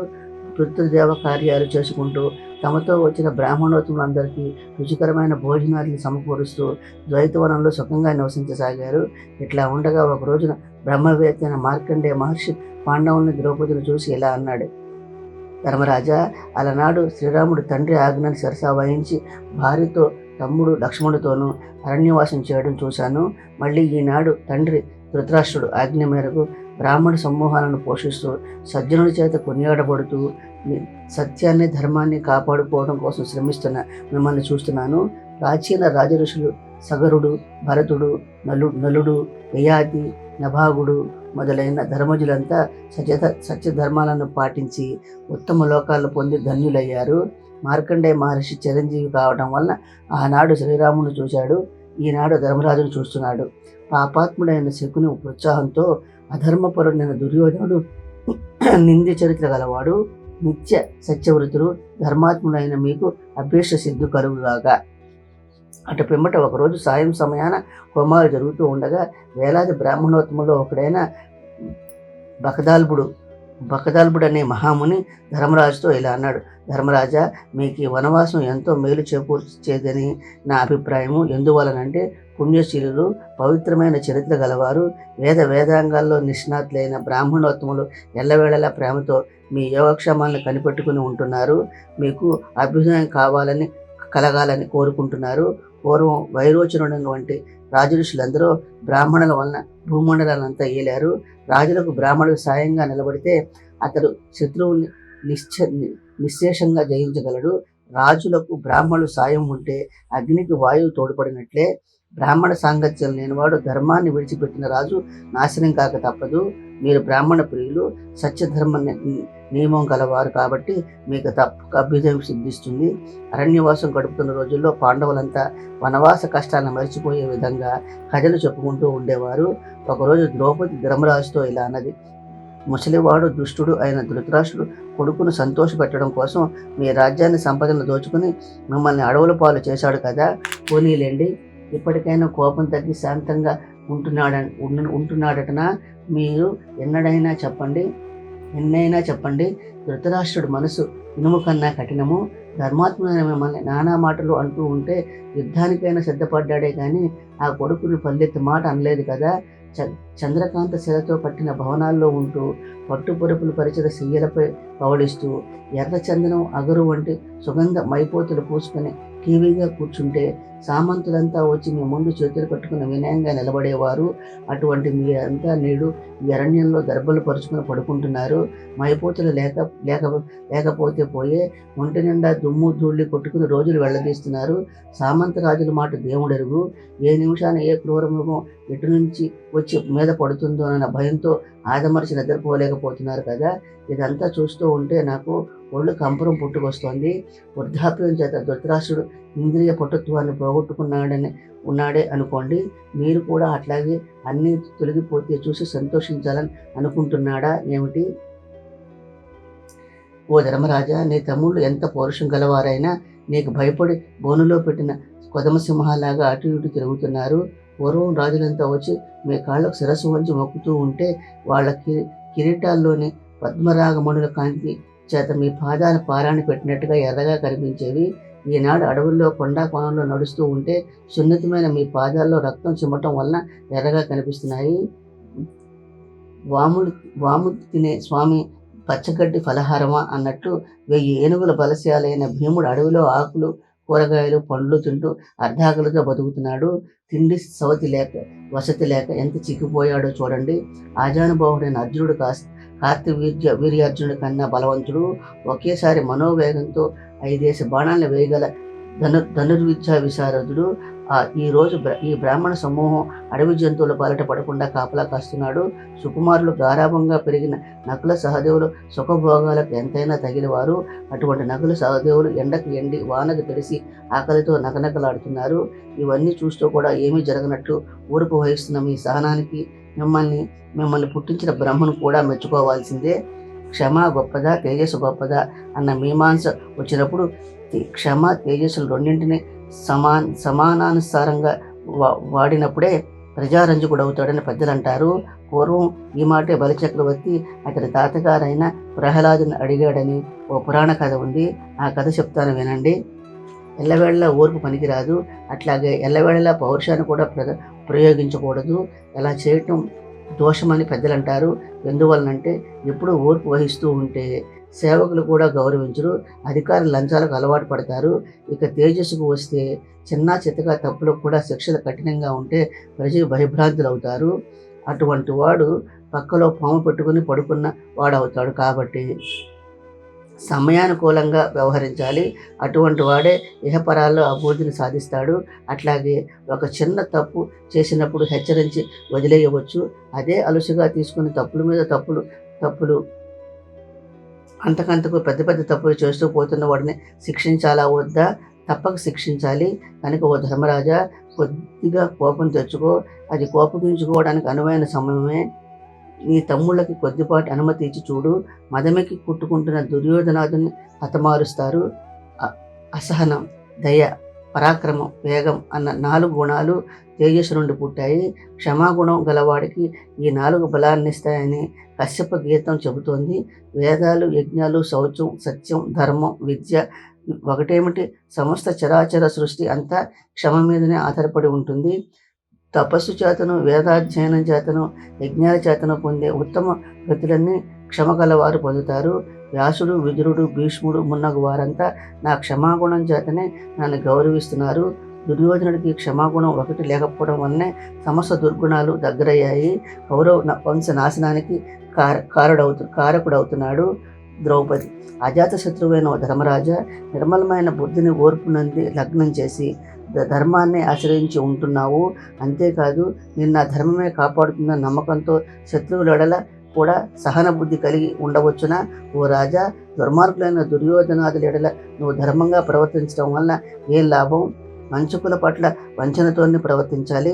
అట్లా కాని ఎడల ఆ వంచకుల చేతుల్లో చావవలసి వస్తుంది కదా. ఇది పెద్దల అభిప్రాయం సుమా. ద్రౌపది తనలో ఇట్లా అనుకుంది, ఓ బ్రహ్మదేవుడా, అయిన వాళ్లకు ఆకుల్లోనూ కాని వాళ్ళకు పంచాల్లోనూ అన్నట్లున్నది నీ వరస. చెడ్డవాళ్ళందరికీ అభ్యుదయాన్ని ఇచ్చి సంతోషపడుతున్నావు. మంచి వాళ్లకు కష్టాల మీద కష్టాలు ఇస్తూ మంచితనం పైన నమ్మకమే పోయేట్లు చేస్తున్నావే. నీకు ఇది తగునా? అంటే చెడ్డవాళ్లే నీ బంధువుల, మంచివాళ్ళంతా నీ శత్రువులు అనుకోవాలా అని వాపోయింది. ధర్మరాజు, నువ్వు నాస్తికురాలిలా మాట్లాడకు. ధర్మాన్ని నిందించే వారికి నిష్కృతి ఉండదు. ధర్మాన్ని దూషించడం అంటే దైవాన్ని దూషించినట్లే. ధర్మాత్ములైన మైత్రేయుడు, మార్కండేయుడు, వ్యాస, వశిష్ఠ, నారదాది మృతులంతా నన్ను ధర్మాత్మునిగా గౌరవిస్తున్నారు. ధర్మాత్ములైన యోగీశ్వరులు ఎందరినో మనం చూస్తున్నాము. అవన్నీ అట్లా ఉంచు. అసలు నన్నెందుకు ధర్మాన్ని తప్పి నడుచుకోవాలి అంటున్నావు? నాస్తికుడు అంటే లేదు అని చెప్పేవాడు, ఆస్తికుడు అంటే ఉన్నది అని చెప్పేవాడు. అయితే నాస్తికుడు అంటే వేద ప్రమాణాన్ని గౌరవించదగిన వాడని అర్థము. నిర్మలమైన బుద్ధితో ఆలోచించి చూస్తే ధర్మమే స్వర్గానికి సోపానమని తెలుసుకుంటావు. భారతం స్వర్గారోహణ పర్వంతో ముగుస్తుంది. ద్రౌపది, ఒక విషయం ఆలోచించు. తపస్సు, వేద పారాయణం, బ్రహ్మచర్యం, దానం, ధర్మం, యజ్ఞం అనే వాటికి ఫలం లేకపోతే ఋషులు వాటిని ఎందుకు పాటిస్తారు? ఆ మాటకు వస్తే నీ పుట్టుక కానీ, దృష్టజుమ్నుడు పుట్టుక కానీ పుణ్యకర్మల ఫలానికి ఉదాహరణ కాదా? పుణ్యకర్మలకు ఫలం ఉన్నట్లే పాపకర్మలకు ఫలం ఉంటుంది. పూర్వం బ్రహ్మ కర్మఫలాన్ని గురించి తన పుత్రులకు చెప్పాడు. బ్రహ్మదేవుడి దయ వల్లనే పుణ్యకార్యాలు చేసే మానవులు దైవత్వాన్ని పొందుతున్నారు. ద్రౌపది, ఓ ధర్మరాజా, ధర్మం యొక్క తత్వాన్ని బొత్తిగా తెలియని దాన్ని కాను దురదృష్టం చేత పడుతున్న కష్టాన్ని తట్టుకోలేక మనస్తాపం చెంది ఇట్లా అన్నాను. వేదాల్లో చెప్పిన విధి నిషేధాలు ప్రమాణాలు కావని చెప్పడం లేదు. పూర్వం నీతికో విధులైన పండితులు నా తండ్రితో ఈ విషయాన్ని మాట్లాడుతూ ఉంటే వినేదాన్ని. మానవులు జడ పదార్థాల్లాగా కర్మలు చేయకుండా ఉండలేరు. కర్మఫలం సిద్ధించాలంటే పురుషుడు, దైవం ఇద్దరు కలిసి పనిచేయాలి. పురుషుడు మూలంగా తన మనసులో తన లక్ష్యాన్ని నిర్ణయించుకుంటాడు. దీక్షతో ఆ లక్ష్యాన్ని పూర్తి చేస్తాడు. అట్టి పురుషుడికి దైవం సాయపడి కర్మఫలాన్ని ప్రసాదిస్తాడు. పురుష ప్రయత్నం ఎంత ముఖ్యమంటే, నువ్వు గింజలో నూనె ఉంది, కర్రలో నిప్పు ఉంది. ఉత్సాహవంతులైన పురుషుడు ప్రయత్నం చేసి నువ్వు గింజలో నుండి నూనె తీయాలి. పురుష ప్రయత్నం లేకుండా దైవాన్ని నమ్ముకుంటే ఉత్సాహవంతుడు పొందే ఫలాన్ని పొందగలడా? అట్లాగే రైతు పొలాన్ని దున్ని విత్తనాలు చల్లుతాడు. సరైన సమయానికి వర్షం కురిస్తే అతనికి ఫలితం లభిస్తుంది. అందువల్ల దైవం అనుకూలించకపోతే ఫలితం లభించదు.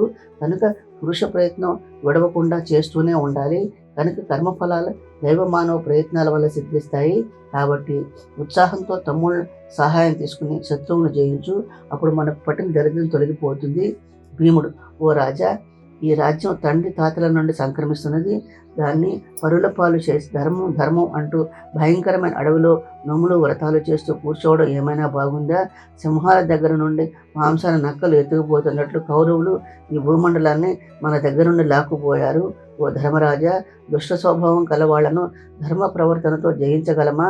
కావున మనం అతడి చెడు ప్రవర్తన పరాక్రమంతో అణిచివేయాలే కానీ ధర్మ ప్రవచనాలతో రాజ్యాన్ని సాధించలేము. పురుషార్థాలు 4 ధర్మ కామాలు రెండు అర్థంపైనే ఆధారపడి ఉంటాయి.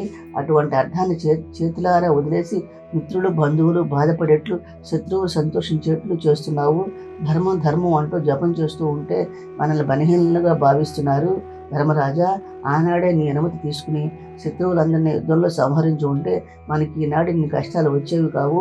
అదీ కాకుండా మన ఐశ్వర్యాన్ని మన పరాక్రమంతో సాధించుకోకుండా బలహీనులా నిరసించి చతికిలబడిపోవటం ఏమైనా బాగుందా? మనం చేసుకున్న ఒప్పందాన్ని మీరకూడదన్న మర్యాద కోసం మాత్రమే ఓర్పు వహిస్తున్నాము. కానీ కౌరవులు మాత్రం అది మన బలహీనతగా భావిస్తున్నారు. మనం ఇట్లాగే ఉంటే వాళ్ళ దృష్టిలో చులకనైపోతాము. పురుషార్థాలు 4 ఒక ధర్మాన్నే పట్టుకుని వేలాడడం బాగుంటుందా? మరణించిన వాడిని సుఖదుఖాలు 2 విడిచిపెట్టినట్లు కేవలం ధర్మాన్ని పట్టుకుని కూర్చున్న వాడిని అర్ధకామాలు విడిచిపెడతాయి. అనగా అర్ధకామాలు విడిచిపెట్టిన ధర్మపరుడు చచ్చిన వాడితో సమానం. ధర్మాన్ని కామాన్ని వదిలి అర్థాన్ని మాత్రమే సేవించేవాడిని పతితుడు అంటారు. కేవలం అర్థాన్ని కోరుకుంటూ అర్థాన్ని సేవించేవాడు అడవిలో గోవును రక్షించాలనుకునే మందబుద్ధిని పోలిన వాడవుతాడు. ఇక అర్ధధర్మాలను 2 వదిలిపెట్టి కామాన్ని మాత్రమే సేవించేవాడు ఎండిపోయిన చెరువులో ఒక చిన్న మడుగులో ఉన్న చేప వంటి వాడు. అనగా కామం తప్పక హాని కలిగిస్తుంది. అర్ధ ధర్మాలు అనుబంధం మేఘాలు సముద్రానికి ఉండే సంబంధం వంటిది. అనగా మేఘాలు వర్షించి సముద్రానికి సహాయపడతాయి. అట్లాగే సముద్ర జలాలు ఆవిరే మేఘాలకు పుష్టిని కలిగిస్తాయి. ఈ విధంగా 3 పురుషార్థాలని సాధించిన వాడే సర్వశ్రేష్ఠుడు. రాజా, నువ్వు నమ్ముకున్న ధర్మ పురుషార్థాలు అర్ధకామాలనే కాకుండా బంధువులను కూడా బాధిస్తుంది. యజ్ఞాలు చేయాలన్నా, విరివిగా దానాలు చేయాలన్నా పుష్కలంగా ధనం ఉండాలి. అనగా ధనం లేనివాడు యజ్ఞ యాగాదుని చేయలేడు.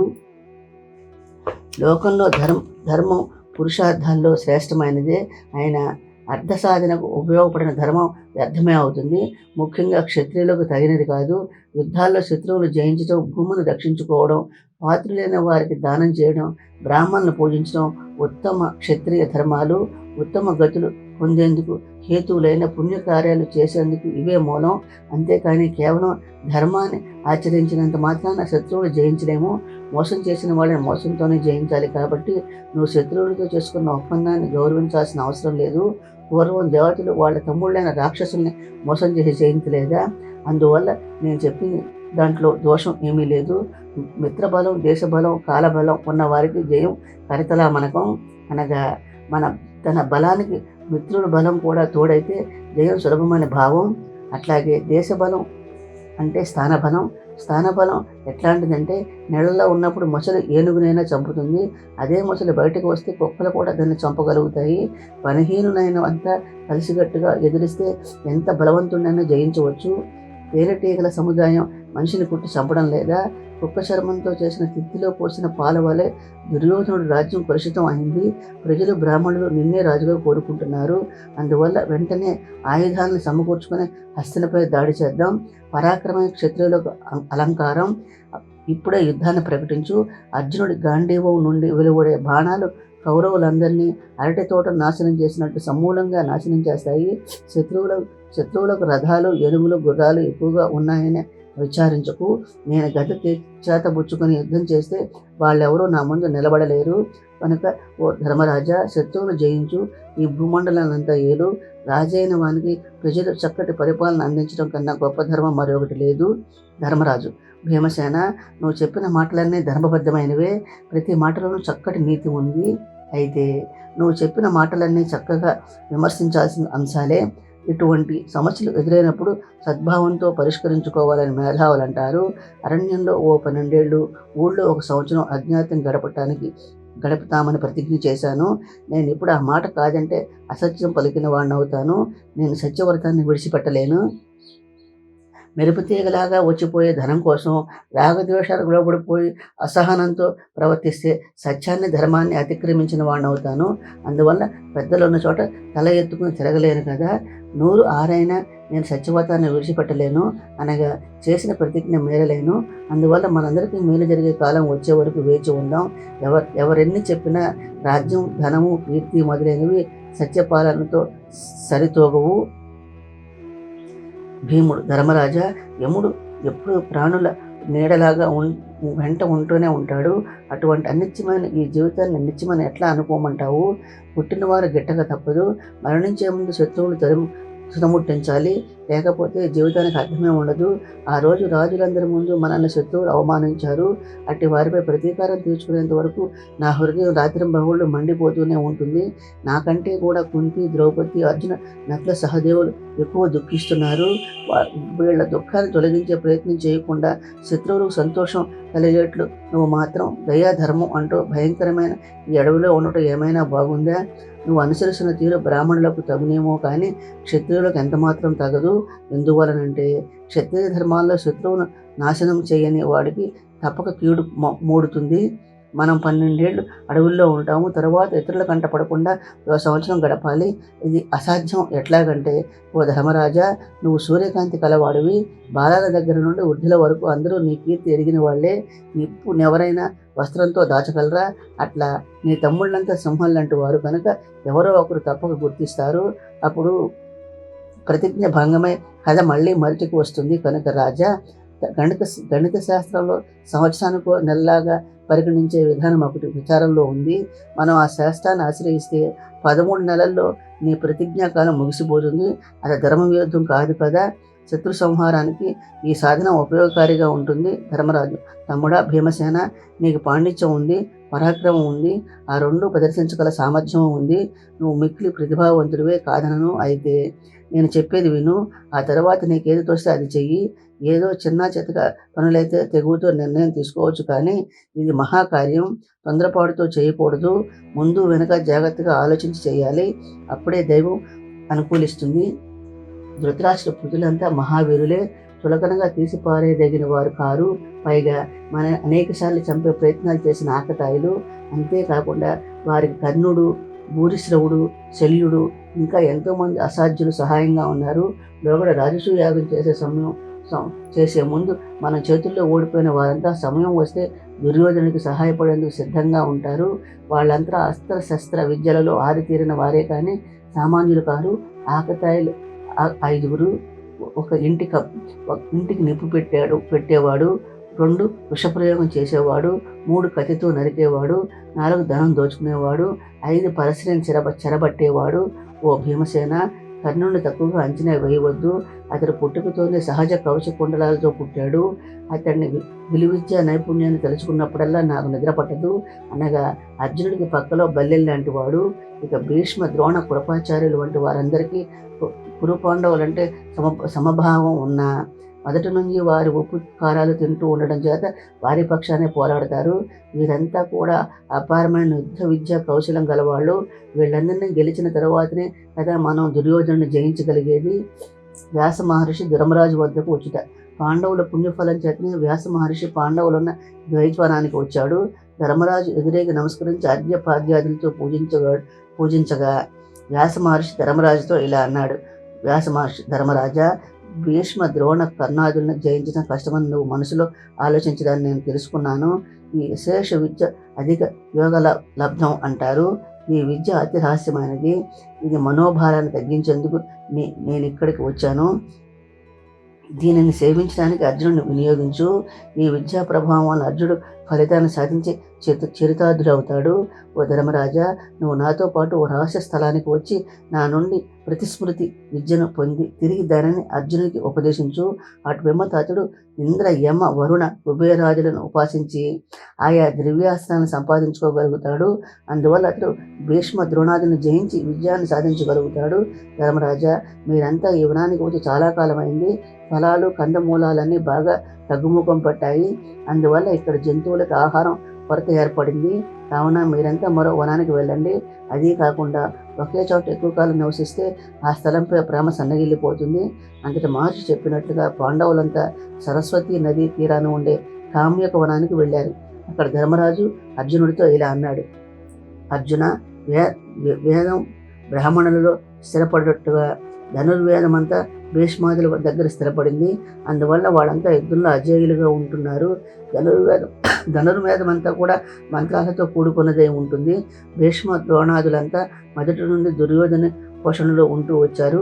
రేపు మనం కౌరవులతో యుద్ధం చేయాల్సి వచ్చినప్పుడు వాళ్ళంతా తప్పక దుర్యోధన పక్షాన పోరాడతారు. వేదవ్యాసుడు భీష్మాదుల్ని జయించే ప్రతిస్మృతి అనే మంత్రాన్ని వేదవ్యాసుడు నాకు ఉపదేశించాడు. నువ్వు ఇప్పుడు ఆ విద్యను నా నుండి పొందు. నువ్వు ఉత్తర దిక్కుగా వెళ్ళి ఇంద్రాదులను గూర్చి తపస్సు చెయ్యి. పూర్వం వృతాసురుణ్ణి జయించేందుకు దేవతలంతా తమ ఆయుధాలను ఇంద్రుడికి సమర్పించారు. ఇప్పుడు అతడి నుండి నువ్వు ఆ ఆయుధాలన్నింటినీ పొందవచ్చు. ఇంద్రుడు అనుగ్రహం సంపాదించిన పిదప అతడి హితబోధను అనుసరించి శివుని గూర్చి తపస్సు చెయ్యి. శివ భగవానుడి నుండి కూడా శస్త్రాస్త్రాలను పొందు. ఇదే వ్యాస భగవానుడు చేసిన ఉపదేశం సారం. ప్రతిస్మృతి పతంజలి యోగ సాధనకు 8 అంగాలను ప్రవచించాడు. 1 యమం, 2 నియమం, 3 ఆసనం, 4 ప్రాణాయామం, 5 ప్రత్యాహారం, 6 ధారణ, 7 ధ్యానం, 8 సమాధి. ఇందులో 2వదైన నియమానికి పంచశీలం రూపొందించాడు. అవే శౌచం, సంతోషం, తపస్సు, స్వాధ్యాయనం, ఈశ్వర ప్రణిధానం. అందువల్ల దీక్ష తీసుకుని ధర్మరాజు శృతిని అర్జునుడికి బోధించాడు. ప్రతిశ్రుతి విద్యను పొందగానే అర్జునుడి తేజస్సుతో వెలిగిపోయాడు. బ్రాహ్మణ సహాయంతో అగ్నిహోత్రంలో హోమాలన్నీ సమర్పించి గాంధీవాన్ని ధరించి ప్రయాణమయ్యే అర్జునుడికి బ్రాహ్మణ సమూహం జాతి గుణాలన్నీ సంతోషంతో నీ అభిషం సిద్ధించుగాక అని దీవించారు. శత్రువులు జయించేందుకు ఉత్సాహంగా తపస్సుకు బయలుదేరిన అర్జునుని చూసి పంచాలి ఇట్లా అన్నది, వచ్చే జన్మలోనైనా అవమానం భరించలేని ఈ పాడు క్షత్రియ కులంలో పుట్టకుండా ఉండాలని కోరుకుంటున్నాను. అనగా క్షమాగుణం అధికంగా ఉండే బ్రాహ్మణ జన్మలకు కోరుకుంటున్నాను. మనమందరం శత్రువుల చేతిలో పడరాని పాటలు పడ్డాము. నీ పరాక్రమం ముల్లోకాలను ప్రసిద్ధి చెందింది. నువ్వు ఒక్కడవే మమ్మల్ని అందరినీ ఈ అవమాన సముద్రం నుండి గట్టెక్కించగల సమర్థుడువు. ఇంత పెద్ద కార్యభారాన్ని నెత్తినెట్టుకుంటున్న నిన్ను దిక్కులు సూర్యుడు, చంద్రుడు, అగ్ని, భూమి, ఆకాశము, వాయుదేవుడు రక్షించుదురుగాక అని ద్రౌపది దీవెనలు, ప్రేమతో కూడిన క్రీగంట చూపులు అర్జునులో కొత్త ఉత్సాహాన్ని, ఉత్తేజాన్ని కలిగించాయి. ద్రౌపది అతని ఎడబాటును సహించలేకపోయింది. ఇక అర్జునుడు ఇంద్ర సంబంధ యోగ శక్తి చేత పూర్వోత్తర దిశగా ప్రయాణం చేసి హిమాలయాన్ని, గంధమాదన పర్వతాన్ని అధిగమించి ప్రయాణం కొనసాగించాడు. గాంధీవం, ప్రతిస్మృతి విద్య ఈ రెండే అతనికి తోడుగా నీడగా నిలిచాయి.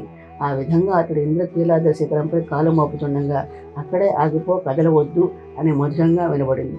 ఉన్నట్టుండి ఆకాశం నుండి పూలవాన కురిసింది. ఎదురుగా ఒక చెట్టును ఆనుకుని నియమ తపస్సుల వలన చిక్కి సెలివైపోయిన ఒక ముసలి బ్రాహ్మణుడు కనిపించాడు. అర్జునుడితో ఇలా అన్నాడు, ఎవరు నువ్వు? ఎందుకు ఇక్కడికి వచ్చావు?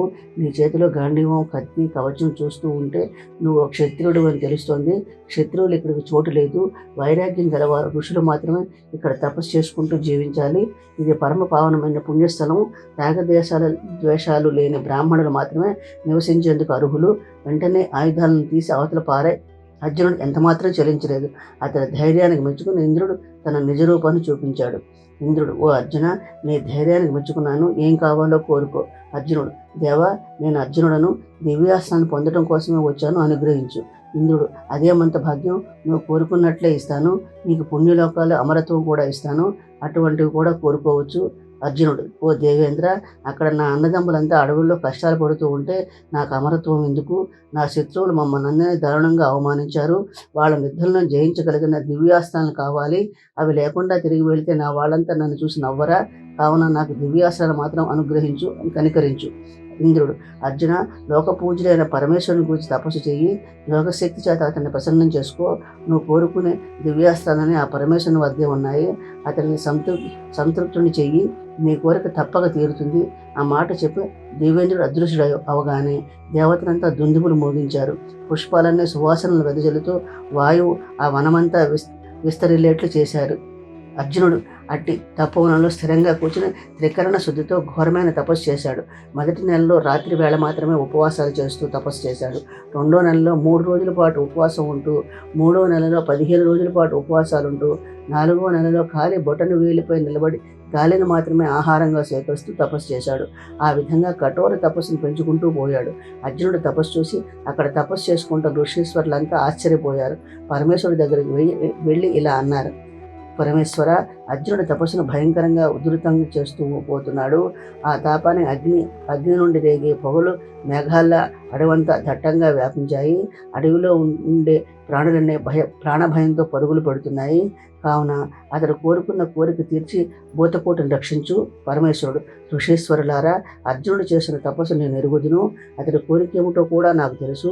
త్వరలో అతన్ని సంతృప్తిని చేసి పంపుతాను. మీరు భీతి చెందకండి. మీ ఆశ్రమాలకు పోయి మీ పనుల్లో మీరుండండి. అర్జున పరమేశ్వర సంవాదము. పరమేశ్వరుడు పెద్ద విల్లు చేతపుచ్చుకుని ఎరుకల వాని వేషంలో వచ్చాడు. పార్వతీదేవి కూడా ఎరుకల సాని వేషంలో అతన్ని అనుసరించి వచ్చింది. భూతగణాలన్నీ అరుపులు పెడబబ్బులు పెట్టుకుంటూ చెంచులు భారీలుగా వచ్చారు. ఆ సమూహమంతా వేటకాయ బయలుదేరారు. అప్పుడు పక్షులు జంతువులన్నీ కదలలేక నిశ్చేజమై ఉన్న చోట నిలబడిపోయాయి. అలా వాళ్ళంతా వేగంగా పరిగెడుతూ అర్జునుడు తపస్సు చేసుకునే చోటుకు వచ్చారు. ఈశ్వరుడు ప్రేరేపించగా మూకుడు అనే రాక్షసుడు భయంకరమైన పంది రూపాన్ని దాల్చి అర్జునుడు చంపేందుకు సిద్ధమయ్యాడు. అర్జునుడు ఆ పందిని అల్లంత దూరం నుంచే చూశాడు. గాంధీవాన్ని అల్లెతాటిని బిగించాడు. పంది మీద పడితే బాణం ప్రయోగిద్దామని సిద్ధంగా ఉన్నాడు. ఆ పంది దగ్గరకు రాగానే ఆలస్యం చేయకుండా బాణాన్ని ప్రయోగించాడు. అదే సమయంలో ఎరుకల ధర కూడా బాణాన్ని ప్రయోగించాడు. చిత్రంగా 2 బాణాలు ఒకేసారి తాకి ఆ పంది పెద్ద పర్వతంలాగా పడిపోయింది. క్షణాల్లో ఆ మూక రాక్షసుడు పంది ఆకారాన్ని విడిచిపెట్టి మాయమయ్యాడు. అర్జునుడు ఆశ్చర్యపోయాడు. ఇంతలో భయంకరాకారుడైన ఆ ఎరుకల రాజు వచ్చి అర్జునుడి ఎదుట నిలబడ్డాడు. అప్పుడు అర్జునుడు ఎరుకల రాజుతో ఇలా అన్నాడు: నువ్వు ఈ భయంకరమైన అడవిలో భార్యను వెంట పెట్టుకుని ఎందుకు తిరుగుతున్నావు? నేను ఎక్కుపెట్టి చంపబోతున్న జంతువును నువ్వు కూడా వేటాడావు. ఇది వేటతో పాటించాల్సిన ధర్మానికి విరుద్ధం కాదా? నువ్వు చేసిన ఈ అధర్మానికి ఇప్పుడే నిన్ను శిక్షిస్తాను. ఎరుకల దొర: ఆ పంది నేను కొట్టిన బాణంతో చచ్చింది. నువ్వు కొట్టకపోయినా నీచుడు మళ్ళీ నేనే కొట్టానని అబద్ధం ఆడుతున్నావు. నువ్వు పరాక్రమం కలవాడువైతే నాతో యుద్ధం చేయి. నన్ను గెలిచి నీ పరాక్రమాన్ని రుజువు చేసుకో. అర్జునుడు వెంటనే యుద్ధానికి సిద్ధమయ్యాడు. వేలాది బాణాలను ఎరుకల వాడిపైన కురిపించాడు. అయితే పరమశివుడు చెల్లించలేదు. అర్జునుడి బాణాలన్నీ కొండ కొట్టుకున్నట్లు నిర్వీర్యమైపోయాయి. అర్జునుడి బాణాల్లో ఒకటి కూడా ఎరుకల దొర శరీరాన్ని తాకలేకపోయాయి. అప్పుడు అర్జునుడు తన మనసులో ఇలా అనుకున్నాడు: ఇతడు దేవేంద్రుడైనా అయి ఉండాలి, లేదా తన్ను పరీక్షించడానికి పరమశివుడైనా వచ్చి ఉండాలి, లేదా కుబేరుడైనా కావాలి, లేకపోతే నా బాణాలు నిశ్చేజం కావటం ఏమిటి? ఇదే ఇంకోడు అయితే ఈ పాటికే మూర్చపోయి ఉండాలి. అంతేకాదు, ఈ ఎరుకల వాడు ప్రయోగించిన బాణాలన్నీ నా మర్మస్థానాల్లో తాకి బాధపడుతున్నాయి. నాకు తగిలిన బాణాలన్నీ దివ్యాస్త్రాల్లా ఉన్నాయి. ఇంతకు పూర్వం ఎప్పుడు ఇటువంటి బాణాలు నేను చూసి ఎరుగను. అయితే ఈ ఎరుకల వాడు ఎవరై ఉండవచ్చు? ఈ కొండల్లో నివసిస్తున్న దివ్య పురుషుడే ఉంటాడా? ఈ అక్షయ తూణీరాలన్నీ ఖాండవ దహనం వేళ అగ్నిదేవుడిచ్చినవి. అటువంటి బాణాలు వ్యర్థమైనాయంటే ఈ వేలుకు ఎవరో అగ్ని కన్నా గొప్పవాడై ఉండాలి. ఆయన కోపంతో గాంధీవాన్ని ఎత్తి అతడిపై దూకాడు. ఆశ్చర్యం! చేతిలో గాంధీవో మాయమైంది. వెంటనే కత్తి పుచ్చుకుని ఎరుకల వాని తలపైన గట్టిగా కొట్టాడు. దాంతో కత్తి కూడా వ్యర్థమైపోయింది. అప్పటికీ అర్జునుడికి ధైర్యం విడిచిపెట్టలేదు. చెట్లు రాళ్ళు విసిరాడు. ఆ తర్వాత కలేబడి మల్ల యుద్ధం చేశాడు. అర్జునుడి సాహసానికి ఎరుకల సమూహం అంతా మెచ్చుకున్నారు. అప్పుడు పరమశివుడు తన దివ్య దేహంతో అర్జునుడి దేహాన్ని నొప్పించాడు. ఆ దెబ్బలు తట్టుకోలేక అర్జునుడు మూర్చపోయాడు. పరమశివుడు అర్జునుడి సాహసానికి మెచ్చుకున్నాడు. వెంటనే తన నిజరూపంతో అర్జునుడి ముందు ప్రత్యక్షమయ్యాడు. ఓ అర్జున, ధైర్య సాహసాల్లో నీకు మించిన క్షత్రుడు మరొకడు ఉండడు. నీకు తపస్సు పరాక్రమం 2 ఉన్నాయి. నేనెంతో సంతోషించాను. నువ్వు ముల్లోకాలను జయించగలవు. నువ్వు ఇప్పుడు నా నిజరూపం చూడమని దివ్య దృష్టిని ప్రసాదించాడు. అర్జునుడు కృతార్థుడై పరమశివుని సాష్టాంగపై నమస్కరించాడు. తర్వాత అర్జునుడు పరమశివుని భక్తిపూర్వకంగా ఇలా స్తోత్రం చేశాడు: ఓ ధనంజయ, నీ తప్పు క్షమించాను. ఓ దేవా, నువ్వెవరో తెలుసుకోలేక ఎరుకవని తలపోశాను. అజ్ఞానం చేత నీతో తలపడ్డాను. నా తప్పు క్షమించు. ఓ నీలకంఠ, నిన్ను ఎవరు సంపూర్ణంగా తెలుసుకోగలరు? పరమశివుడు: ఓ ధనంజయ, నీ తప్పు క్షమించాను. అంతేకాదు, అసాధారణమైన నీ పరాక్రమాన్ని కూడా మెచ్చాను. పూర్వజనులు నువ్వు నరుడనే దేవ ఋషివి, నారాయణ మహర్షికి ప్రాణమిత్రుడువు. మీరిద్దరూ కొన్ని వేల సంవత్సరాల బదరీ వనంలో తపస్సు చేశారు. మీ తహఫలం చేతనే నేటికి ముల్లోకాలు కాపాడబడుతున్నాయి. ఈ గాంధీవం పూర్వజన్మలో కూడా నీదే. పూర్వం ఇంద్రుడి పట్టాభిషేక సమయంలో నువ్వు ఈ గాంధీవానితో రాక్షసుని సంహరించావు. నేనే ఈ గాంధీవాన్ని అక్షయ తూణీరాల మాయం చేశాను. ఇదిగో తీసుకో. ఇప్పుడు నీకు ఇష్టమైన వరం కోరుకో, ఇస్తాను. అర్జునుడు: ఓ ముక్కంటి, నువ్వు నాకు వరం ఇవ్వదలిస్తే అస్త్రాల్లో రౌద్రమైన పాశుపతాస్త్రాన్ని ఇవ్వు. ఓ దేవ, పాశుపతాస్త్రం బ్రహ్మ శిరం అనే అస్త్రం ప్రళయకాలంలో ప్రయోగించబడి జగత్తునంతటిని సంహరిస్తాయి.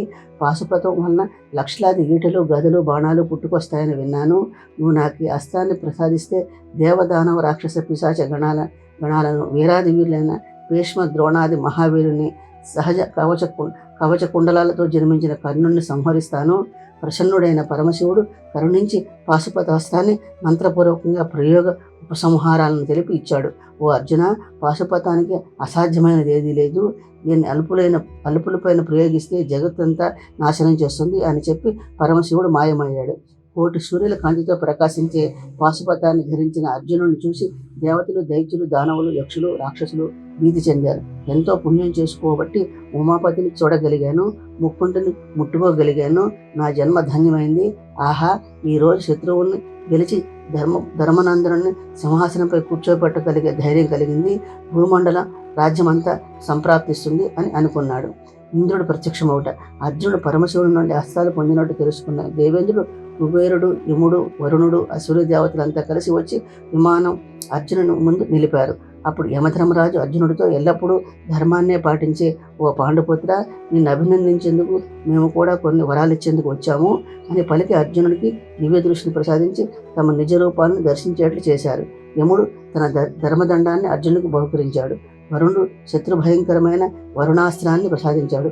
అనంతరం కుబేరుడు అర్జునుడికి కౌబేరాస్త్రాన్ని ప్రసాదించాడు. ఈ విధంగా దైవానుగ్రహం చేత దైవత్వం పొందిన అర్జునుడు దివ్యదృష్టి పొందటం మూలంగా దేవతా స్వరూపాలన్నీ పితృదేవతల్ని దర్శించాడు. దేవేంద్రుడు తన కుమారుడైన అర్జునుడికి చూసి చాలా సంతోషించిన వాడై, నువ్వు పరమశివుడిని మెప్పించి పాశుపతాన్ని పొందావు, దేవతల నుండి ఆయా అస్త్రాలను పొందావు. ఇంతకీ నీవు దేవతలకు ఉపకారం చేసే యోగ్యతను సంపాదించావు. నేను పంపే రథంలో అమరావతికి వచ్చిపో, అక్కడ నీకు మరికొన్ని దివ్యాస్త్రాన్ని ఇస్తాను అన్నాడు.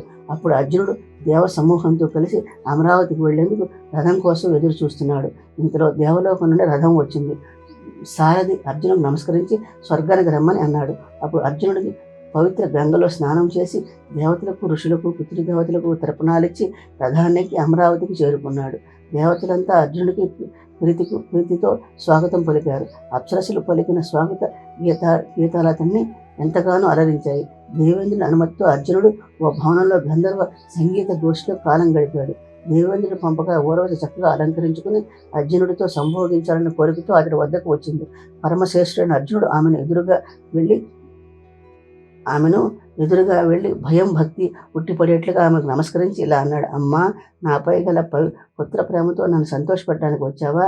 నీ దర్శన భాగ్యం చేత ధన్యుడయ్యాను అన్నాడు. అర్జునుడి మాటలకు అవాక్కైన మత్తెక్కిన కళ్ళతో అర్జునుడు తినేసేట్లుగా చూస్తూ ఇలా అంది. ఓ అర్జున, నీ పరాక్రమాన్ని గురించి నారదాది మహర్షులు కీర్తిస్తుండగా విన్నాను. సంతోషించి నీ పొందు కోసం వచ్చాను.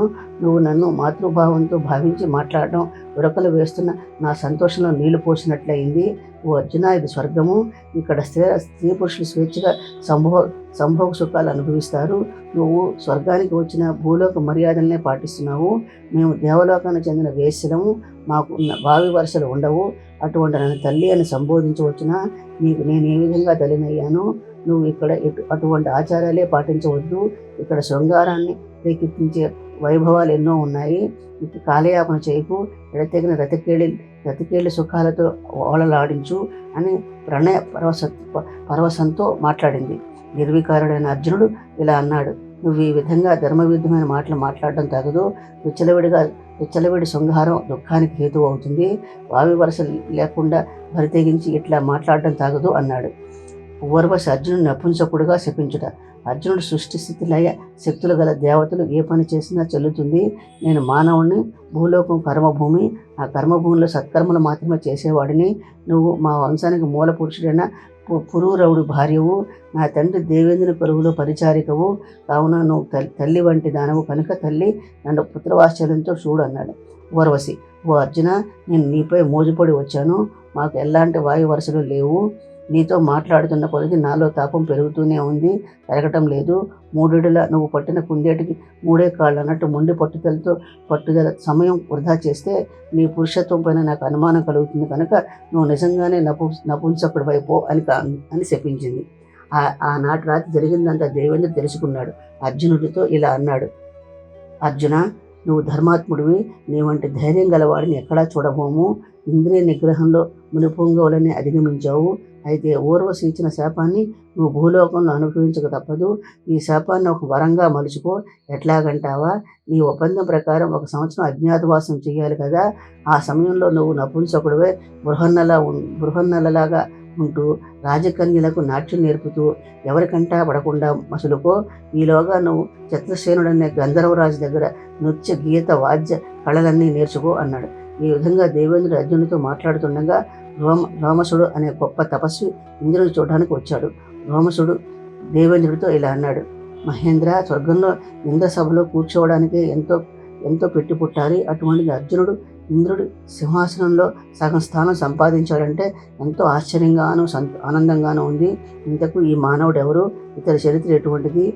ఇంద్రుడు: ఓ రోమస మహర్షి, ఇతర పూర్వజన్మలో నా అంశతో నరుడనే మహర్షిగా జన్మించాడు. మహామేధావి. ఈ జన్మలో కుంతిపుత్రుడు, గొప్ప తేజస్వి అయిన విష్ణు భగవానుడికి మిత్రుడు.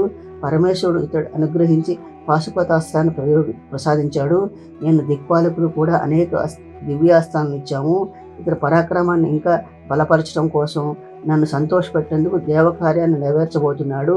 పూర్వం నగర పుత్రుడు 60,000 మందిని తన కంటి చూపుతో భస్మం చేసి కపిల మహర్షి నారాయణుడయ్యాడు. ఈ నరనారాయణులిద్దరూ ఆది పురుషులు.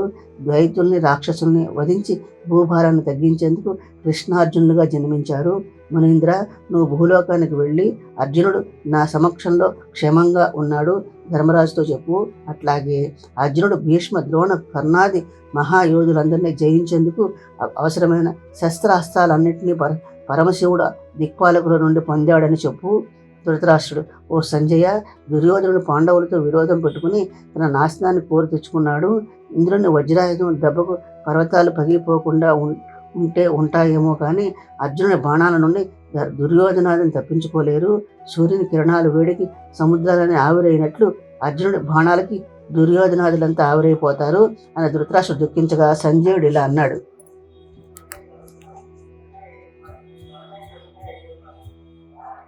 ధృతరాష్ట్ర మహారాజా, దుర్యోధనాదులు అసూయ పాండవుల్ని కపట చోతుల్లో ఓడించి అవమానించారని తెలిసి కూడా నువ్వు వాళ్ళని మందలించలేదు. ఈనాడు కూడా పాండవులు కష్టపడుతున్నారని దుఃఖించడం లేదు. నీ దుఃఖమంతా పాండవుల బలాన్ని పుంజుకుంటున్నారని, దుర్యోధనులకు ఎక్కడ పక్కలో బల్యం అవుతారో అని భయపడుతున్నావు. పాండవుల కామ్య కోణంలో ఉన్నప్పుడు శ్రీకృష్ణుడు ఇంకా రాజులందరూ వెళ్ళి ధర్మరాజును ఓదార్చారు. నీ కొడుకులు చేసిన మోసాన్ని, ద్రౌపది జరిగిన అవమానాన్ని గ్రహించారు. మీకు కీడు చేసి దుర్యోధనుడిని శిక్షించి ధర్మరాజును తిరిగి హస్తినకు పట్టాభిషిక్తం చేస్తామని ప్రతిజ్ఞ చేశారు. తిరిగి పూర్వ వైభవం కన్నా గొప్ప వైభవాన్ని కలిగిస్తామని వాగ్దానం చేశారు. అయితే ధర్మరాజాదులు తాము చేసుకున్న ఒడంబడికను మేరలేమని, అవసరమైనప్పుడు శ్రీకృష్ణ రాయభారం నడపమని, యుద్ధం అనివార్యమైతే అర్జునునికి సారథిని వహించమని ప్రార్థించారు. ధృతరాష్ట్ర మహారాజా, మహాత్ములైన పాండవులు 13 ఏళ్లు పూర్తి కాగానే శ్రీకృష్ణుని ముందు పెట్టుకుని మహాయుద్ధానికి పూనుకుంటారు. లోకంలో ఎవరికైనా తిరుగులేని విజయం కోరుకుంటే దైవం అనుకూలించాలి కదా.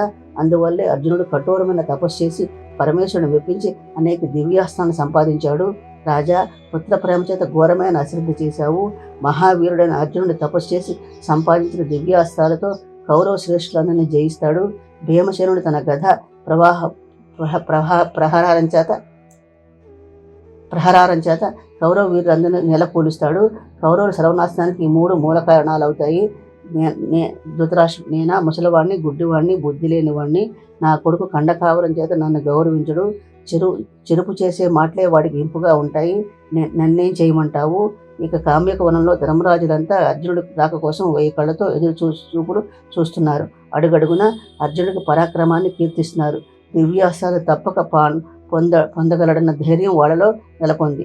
ఒక రోజున భీముడు ఇట్లా అన్నాడు: ధర్మరాజా, నువ్వు పంపితేనే అర్జునుడు తపస్సు చేసేందుకు వెళ్ళాడు. అర్జును చూడకుండా ఉండలేకపోతున్నాము. రోజుకో విధంగా వెళ్ళదీస్తున్నాము. అంతేకాదు, పాండవ పాంచాల ప్రజల భవిష్యత్ అంతా అర్జునుడి పైన ఆధారపడి ఉంది. అతని నమ్ముకుని కదా తిరిగి మన రాజ్యాన్ని మనం పొందగలమన్న నమ్మకంతో పాలిస్తున్నాము. ఇప్పుడే మనం చాలా ఆలస్యం అయింది. ఇప్పటికైనా శ్రీకృష్ణుని పంపి అర్జునుడు తీసుకుని వచ్చే ప్రయత్నం చెయ్యి. ధర్మరాజు, నువ్వు సత్యసంధుడు కాబట్టి 12 ఏళ్ళు అరణ్యవాసాన్ని, 1 సంవత్సరం అజ్ఞాతవాసాన్ని ఓర్పుతో పూర్తి చేసుకుని ఆ తర్వాత హస్తినకు రాజు కాగలవు. మమ్మల్ని మాయాజోధులను మోసగించిన దుర్యోధనాదులు బలం పుంజుకుని స్థిరపడక ముందే మనం వాళ్ళని ఎదిరించాలి. మోసాన్ని మోసంతోనే జయించాలి. ముళ్ళును ముళ్ళుతోనే తీయాలి. ఇదే రాజనీతి. ధర్మరాజు, భీమసేన, అర్జునునిపై నీకు గల సోదర ప్రేమ మెచ్చదగింది. మీ ఇద్దరు పరాక్రమం చేత ముల్లోకాలను జయించగలరు. సోదర, ఇది కోపం చూపాల్సిన సమయం కాదు. యుద్ధానికి ఇంకా సమయం రాలేదు. 13 ఏళ్ళు ఏదో విధంగా గడిచిపోని ఆ తర్వాత మీరిద్దరూ దుర్మార్గులైన శత్రువులందరినీ సంహరించండి. ధర్మ సంరక్షణ చెయ్యండి.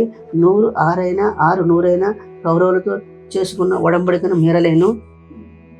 శ్రీ మహాభారతంలోని అరణ్య పర్వంలో ప్రథమాశ్వాసం పూర్తయిందండి. నా ఛానల్ని కూడా సపోర్ట్ చేయండి, సబ్స్క్రైబ్ చేయండి, లైక్ చేయండి, షేర్ చేయండి. నా పారాయణ కనుక మీకు నచ్చినట్లయితే కామెంట్ రూపంలో తెలియచేయండి.